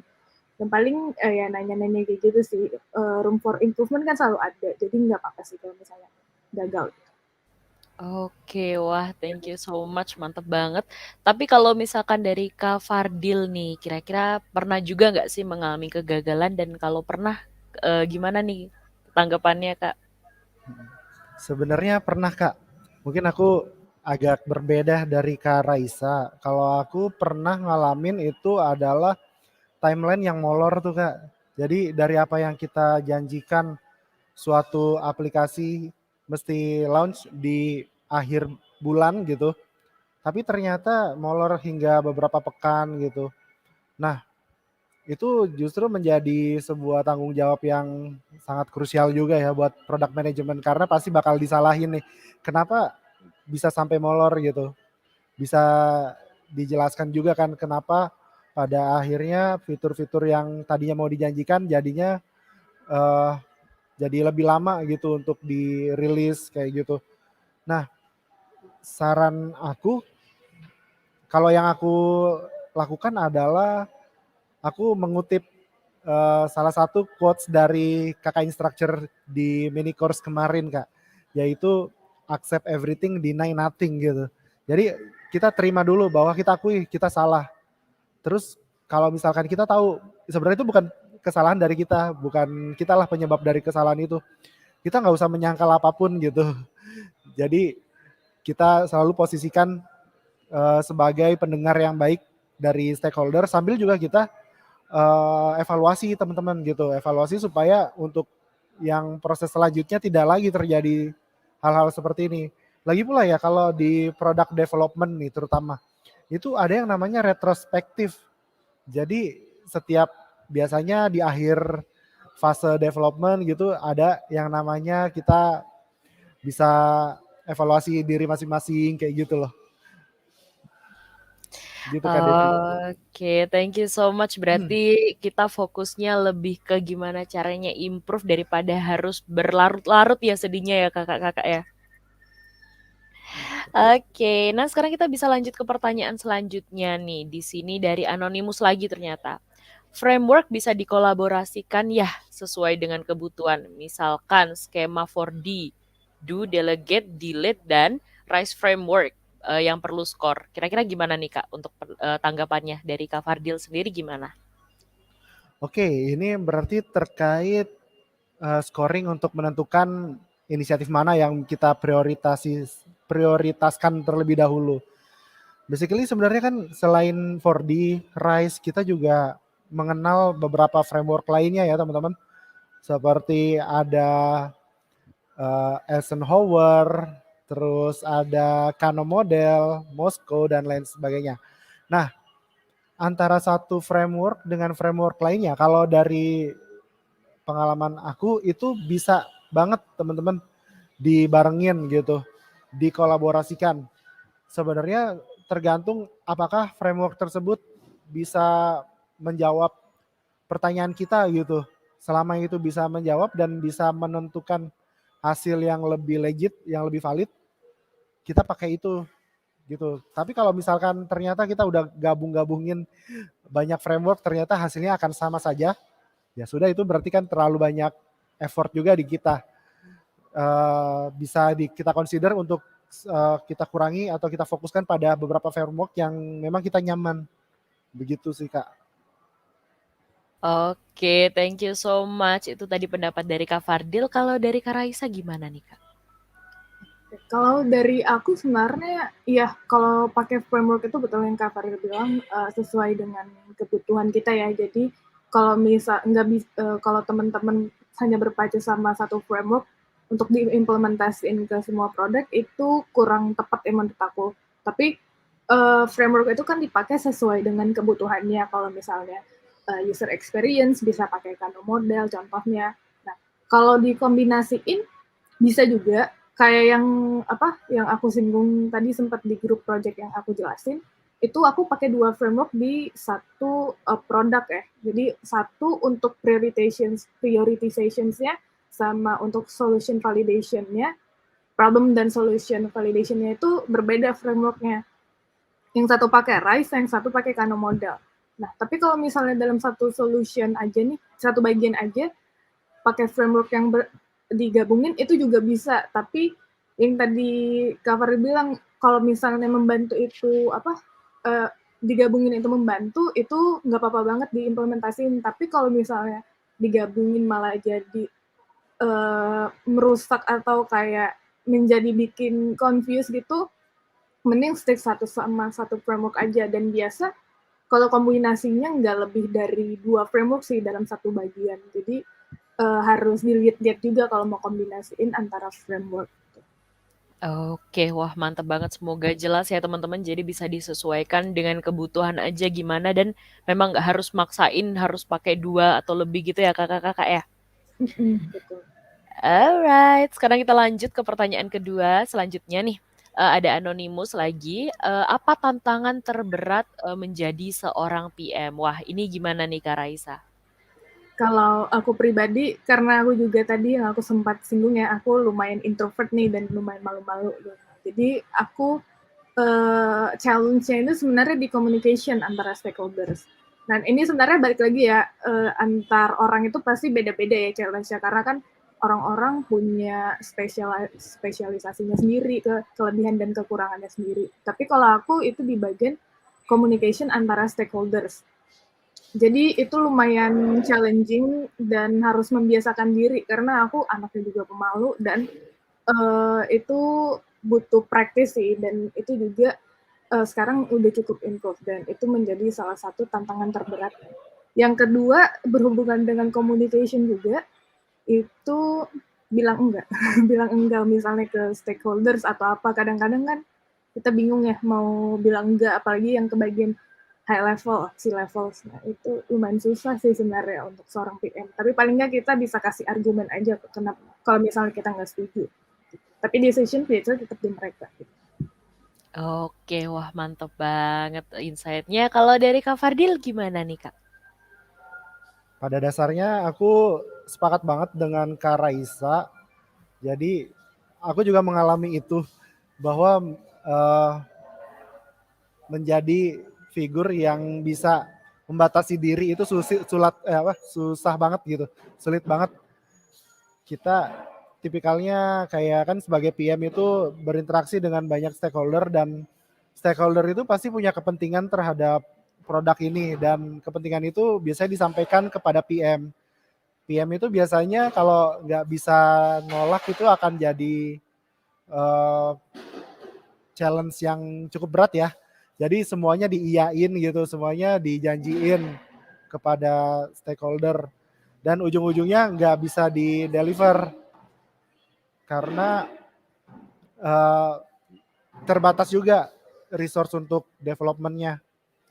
Dan yang kedua itu adalah kita memvalidasi sebuah ide gitu untuk dibawakan menjadi fitur baru. Nah biasanya ada beberapa stakeholder terutama yang di C-level itu adalah mereka punya idealisme sendiri gitu. Mereka pengen mendevelop sebuah fitur yang mereka suka tanpa pernah memvalidasi ke pasar. Nah itu yang tugasnya PM yang perlu dijalani supaya bisa meyakinkan bahwa yang mereka ideasikan itu perlu divalidasi terlebih dahulu gitu.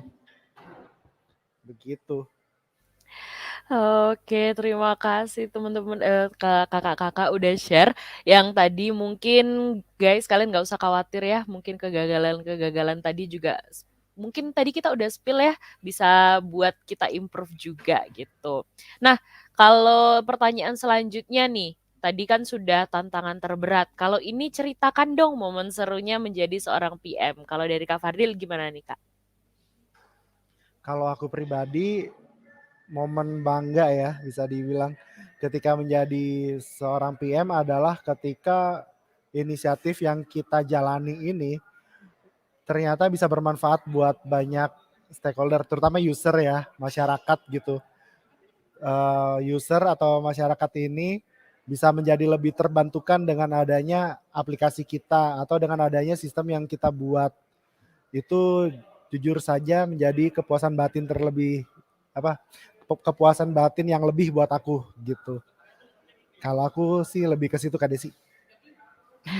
Oke, thank you so much. Kalau Kak Raisa gimana nih Kak untuk momen serunya menjadi seorang PM?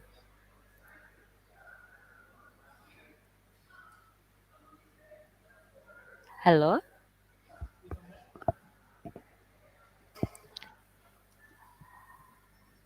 Halo Kak Raisa? Oke, nggak apa-apa mungkin lagi terkendala koneksi ya. Mungkin kita bisa langsung lanjut ke slides berikutnya. Kira-kira pertanyaan selanjutnya apa lagi nih? Oke, di sini udah ada dari Kohar. Dari Kohar sendiri pertanyaannya adalah, Kak, aku kan dapat job sebagai asisten brand manager marketing. Itu masuknya ke product management nggak ya? Kira-kira kalau dari Kak Fadil gimana nih Kak tanggapannya? Oke, asisten brand manager marketing. Aku coba mengenali dulu nih dari posisi brand marketing manager. Kalau sekilas yang aku lihat brand marketing manager adalah kita memanage sebuah brand ya teman-teman. Brand itu bisa jadi produk-produk fisik seperti aparel atau makanan atau industri lainnya. Dan pada dasarnya ada beberapa hal yang bersinggungan sih dengan product management, tapi aku bisa katakan they are totally different ya, karena product management itu lebih kepada mendeliver value akan sebuah digital product kalau aku bisa sebutnya. Seperti misalnya aplikasi atau sistem gitu ya. Terus juga gimana caranya agar dari sistem tersebut value-nya itu right on the target gitu. Itu sih yang aku bisa bilang bahwa asisten brand manager marketing itu nggak masuk ke dalam product management ya. Tadi juga sudah sempat disinggung oleh Kak Aloy ya, bahwa yang menjadi product management itu ya seperti product owner, product analyst gitu, dan sebagainya. Oke, thank you so much. Kalau misalkan dari Kak Raisa sendiri gimana nih Kak? Kira-kira asisten brand manager itu termasuk product management nggak sih Kak? Kalau asisten brand manager marketing nih, itu kan di jobnya ada asisten brand manager marketing. Itu sebenarnya nggak terlalu nggak masuk product management sih. Seperti yang Kak Fargar bilang ya, kurang lebih. Tapi kalau mau involving marketing ke produk, sebenarnya kalau di dalam produk sendiri itu jobnya itu ada yang namanya product marketing manager. Kalau teman-teman yang punya background marketing dan pengen nge-highlightin marketingnya juga di dunia PM, mungkin ntar bisa masuk ke product marketing manager. Tapi untuk posisi ini sebenarnya masih ke ranahnya marketing sih, Kak Kohar.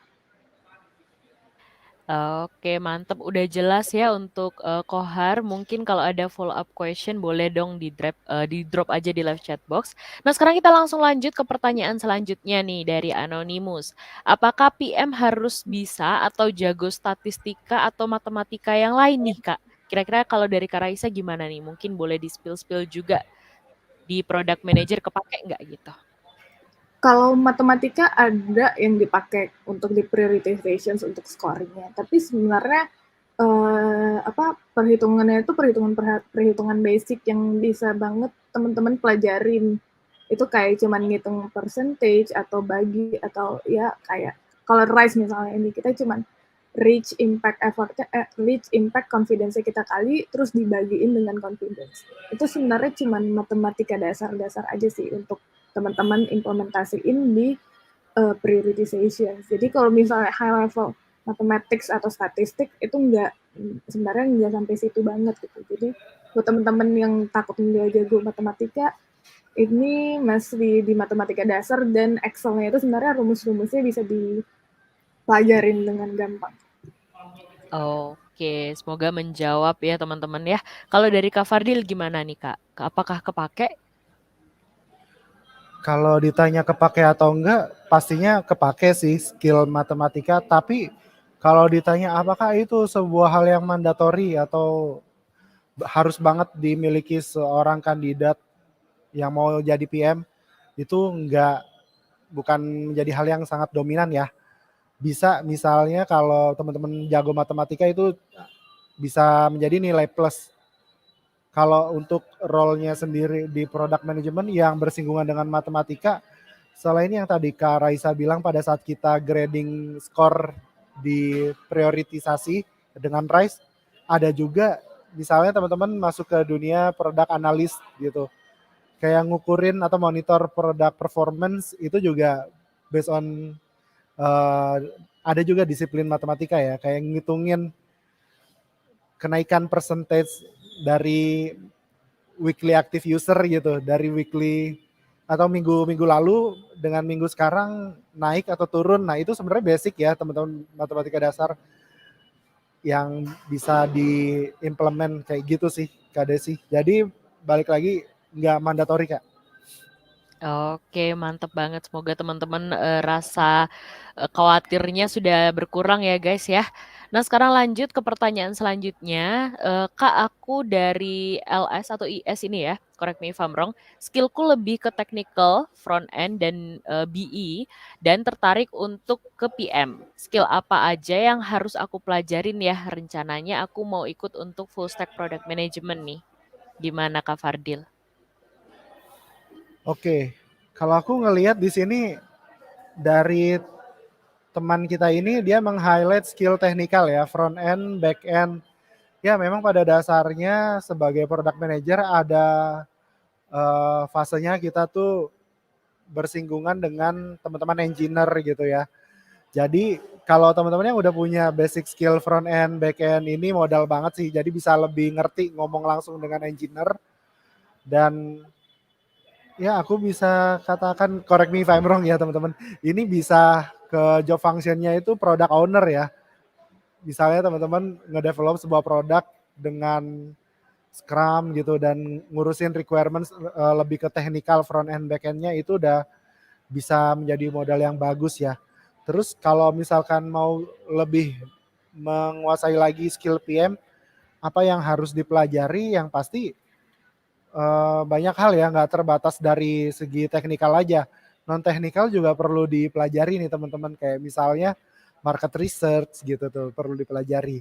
Skill communication, terus skill prioritization, nah itu juga perlu dipelajari tuh teman-teman. Menurutku itu Kak Desi ya. Oke, thank you so much Kak udah berbagi. Kalau misalkan dari Kak Raisa sendiri gimana nih Kak? Kira-kira skill yang harus dipelajarin itu apa aja nih?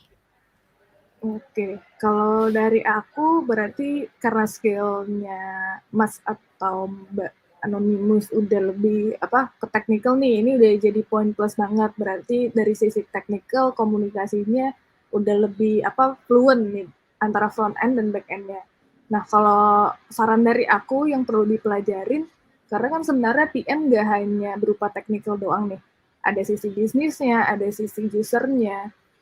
Nah, mungkin bisa dipelajarin untuk pertama ngerti istilah-istilah dasar mengenai bisnis ataupun user, gimana biar ngasih the best experience dan ngasih revenue yang bagus untuk si company-nya. Jadi belajar mengenai kedua hal itu dan biar bisa juga ngekomunikasiin bisnis dan si usernya ini ke masing-masing stakeholders-nya juga gitu. Jadi itu sih salah satu saran dari aku ya, skill apa yang harus dipelajarin sih itu sih kurang lebih. Oke, thank you so much Fardil dan Kak Rais sharing-sharing bareng sama kita malam ini. Nah, itu tadi adalah pertanyaan terakhir untuk sesi malam. Untuk teman-teman mungkin pertanyaannya belum terjawab, nggak usah khawatir ya guys ya. Kalian bisa ngikut mungkin pertanyaan yang bisa drop di sesi discussion teman ya jam 5 sore. Dan semoga pertanyaan yang tadi juga sudah mewakili penasaran kalian nih seputar product manager atau product management. Oke, kalau gitu mungkin sebelum kita akhirin nih atau mungkin sebelum kita move ke next session, kalau dari Kak Fardil dan Kak Raisa sendiri ada nggak sih pesan-pesan yang mungkin mau disampaikan ke teman-teman mini course? Mungkin dari Kak Fardil dulu. Kesan-kesan buat teman-teman peserta mini course ya. Menurut aku ilmu product management ini sebuah ilmu yang cukup bermanfaat ya. Nggak mesti ketika kita berakhir sebagai seorang product manager, tapi ketika kita bisa mengimplementasikan skill-skill yang ada di dalam product management ini, seperti misalnya market research, terus bahkan sampai kepada mengenal user kita ya, user persona gitu. Itu bagus banget. Misalnya teman-teman mau implementasikan ke bisnis sendiri, itu bisa menjadi modal yang cukup bermanfaat ya. Jadi nggak ada istilahnya sia-sia dalam belajar ya. Menurut aku sih itu Kak Desi. Oke, thank you Kak Fardil. Kalau dari Kak Raisa gimana nih Kak? Kalau dari aku buat temen-temen nih yang lagi ragu atau buat temen-temen yang current future, menurut aku take your time aja, research aja mengenai product management kalau misalnya teman-teman masih ragu untuk mempelajarinya dan cocokin nih kira-kira align gitu sama goals-nya teman-teman ke depannya. Nah, seperti yang Kak Fardil bilang juga, ilmu-ilmunya sebenarnya di product management ini sebenarnya banyak banget yang bisa diimplementasin ke bisnis sendiri juga bisa, atau ke bidang product management terutama bisa banget secara digital ya. Dan aku ngeliat ini juga nggak hanya berupa digital doang, tapi produk-produk yang non digital juga ilmunya bisa kepake banget kayak market research atau misalnya ngerti masalah si usernya, itu juga bisa dipakai banget. Jadi mungkin itu aja dari aku Kak Desi pesannya buat teman-teman. Oke, thank you so much Kak Fardil dan Kak Raisa udah share pengalaman kalian, terus juga ceritain pengalaman kalian selama di full stack dan sampai sekarang menjadi seorang product manager ya. Jadi semoga teman-teman juga bisa mengambil nih ilmu-ilmu atau mungkin tips-tips yang tadi Kak Fardil dan Kak Raisa juga udah share. So thank you so much, mungkin kita bisa ketemu lagi kapan-kapan. Thank you Kak. Thank you Kak Desi, thank you teman-teman. Thank you Kak Desi dan teman-teman. Oke teman-teman, gimana tadi sesinya bareng sama Kak Raisa dan Kak Fardil? Apakah kalian sudah mendapatkan tips-tips yang sekiranya bisa membantu mendukung kalian nih untuk menjadi seorang product manager? Nah teman-teman, sekarang aku mau ngejelasin mengenai tugas dari mini course ya. Jadi tugas dari mini course sendiri ada 2 nih. Ada certification test dan juga ada case study. Kita bahas satu persatu yuk, mulai dari certification test. Untuk certification test, kalian akan mengerjakan 20 soal sertifikasi yang tentunya berkaitan dengan materi mini course. Di mana untuk soalnya sendiri itu terdiri dari pilihan ganda ya teman-teman. Dan kalian wajib kerjakan dan lulus untuk mendapatkan sertifikat digital. Selain itu juga, kalian selain wajib mengerjakan, kalian juga wajib hadir dan absen setiap harinya ya. Jadi jangan sampai lupa untuk mengisi absensi setiap hari. Nah, kemudian untuk jawaban certification test ini itu tidak akan dibagikan teman-teman. Tapi kalian nggak usah khawatir karena ada yang spesial nih di dalam certification test, yaitu ada 15 soal logical test dan numerical test. Yang dimana walaupun nggak wajib kalian kerjakan, tapi kalau kalian mengerjakan 15 soal logical test dan 20 soal sertifikasi, kemudian mendapatkan nilai maksimal, kalian akan berhak mendapatkan jalur fast track. Apa sih jalur fast track itu? Nanti aku jelaskan di belakang ya teman-teman. Nah, untuk certification test sendiri, deadline-nya itu di hari Jumat jam 23.59. Jadi jangan sampai tertukar ya, guys. Sekarang kita ngebahas mengenai case study. Untuk case study sendiri, kalian akan mengerjakan tugas praktikal untuk menambah skill product manajemennya kalian. Di mana khusus case study, jawaban itu nanti akan dibagikan setelah mini course. Jadi untuk teman-teman yang mengumpulkan akan mendapatkan key answer-nya ya. Nah, untuk case study ini sifatnya opsional, tapi untuk kalian yang ingin menambah skill product manajemennya kalian, aku sarankan banget untuk kalian mengerjakan teman-teman. Dan nggak perlu khawatir karena case study ini tidak mempengaruhi sertifikasi. Nah, untuk deadline case study sendiri ada di hari Sabtu jam 11.59 waktu Indonesia Barat ya guys. Jadi untuk deadline-nya jangan sampai tertukar. Nah, untuk kalian yang mungkin bertanya-tanya gitu kan ya, kenapa sih harus mengerjakan certification test? Yang pertama nih, kalian pastinya bisa mengasah dan menguji kemampuan kalian di bidang product management. Lalu yang kedua, kalian bisa mendapatkan sertifikat yang tentunya kalian bisa masukkan ke CV atau ke LinkedIn, yang pastinya juga bisa meningkatkan personal brandingnya kalian. Nah, yang ketiga, kalian bisa mendapatkan jalur fast track untuk bergabung ke full stack program.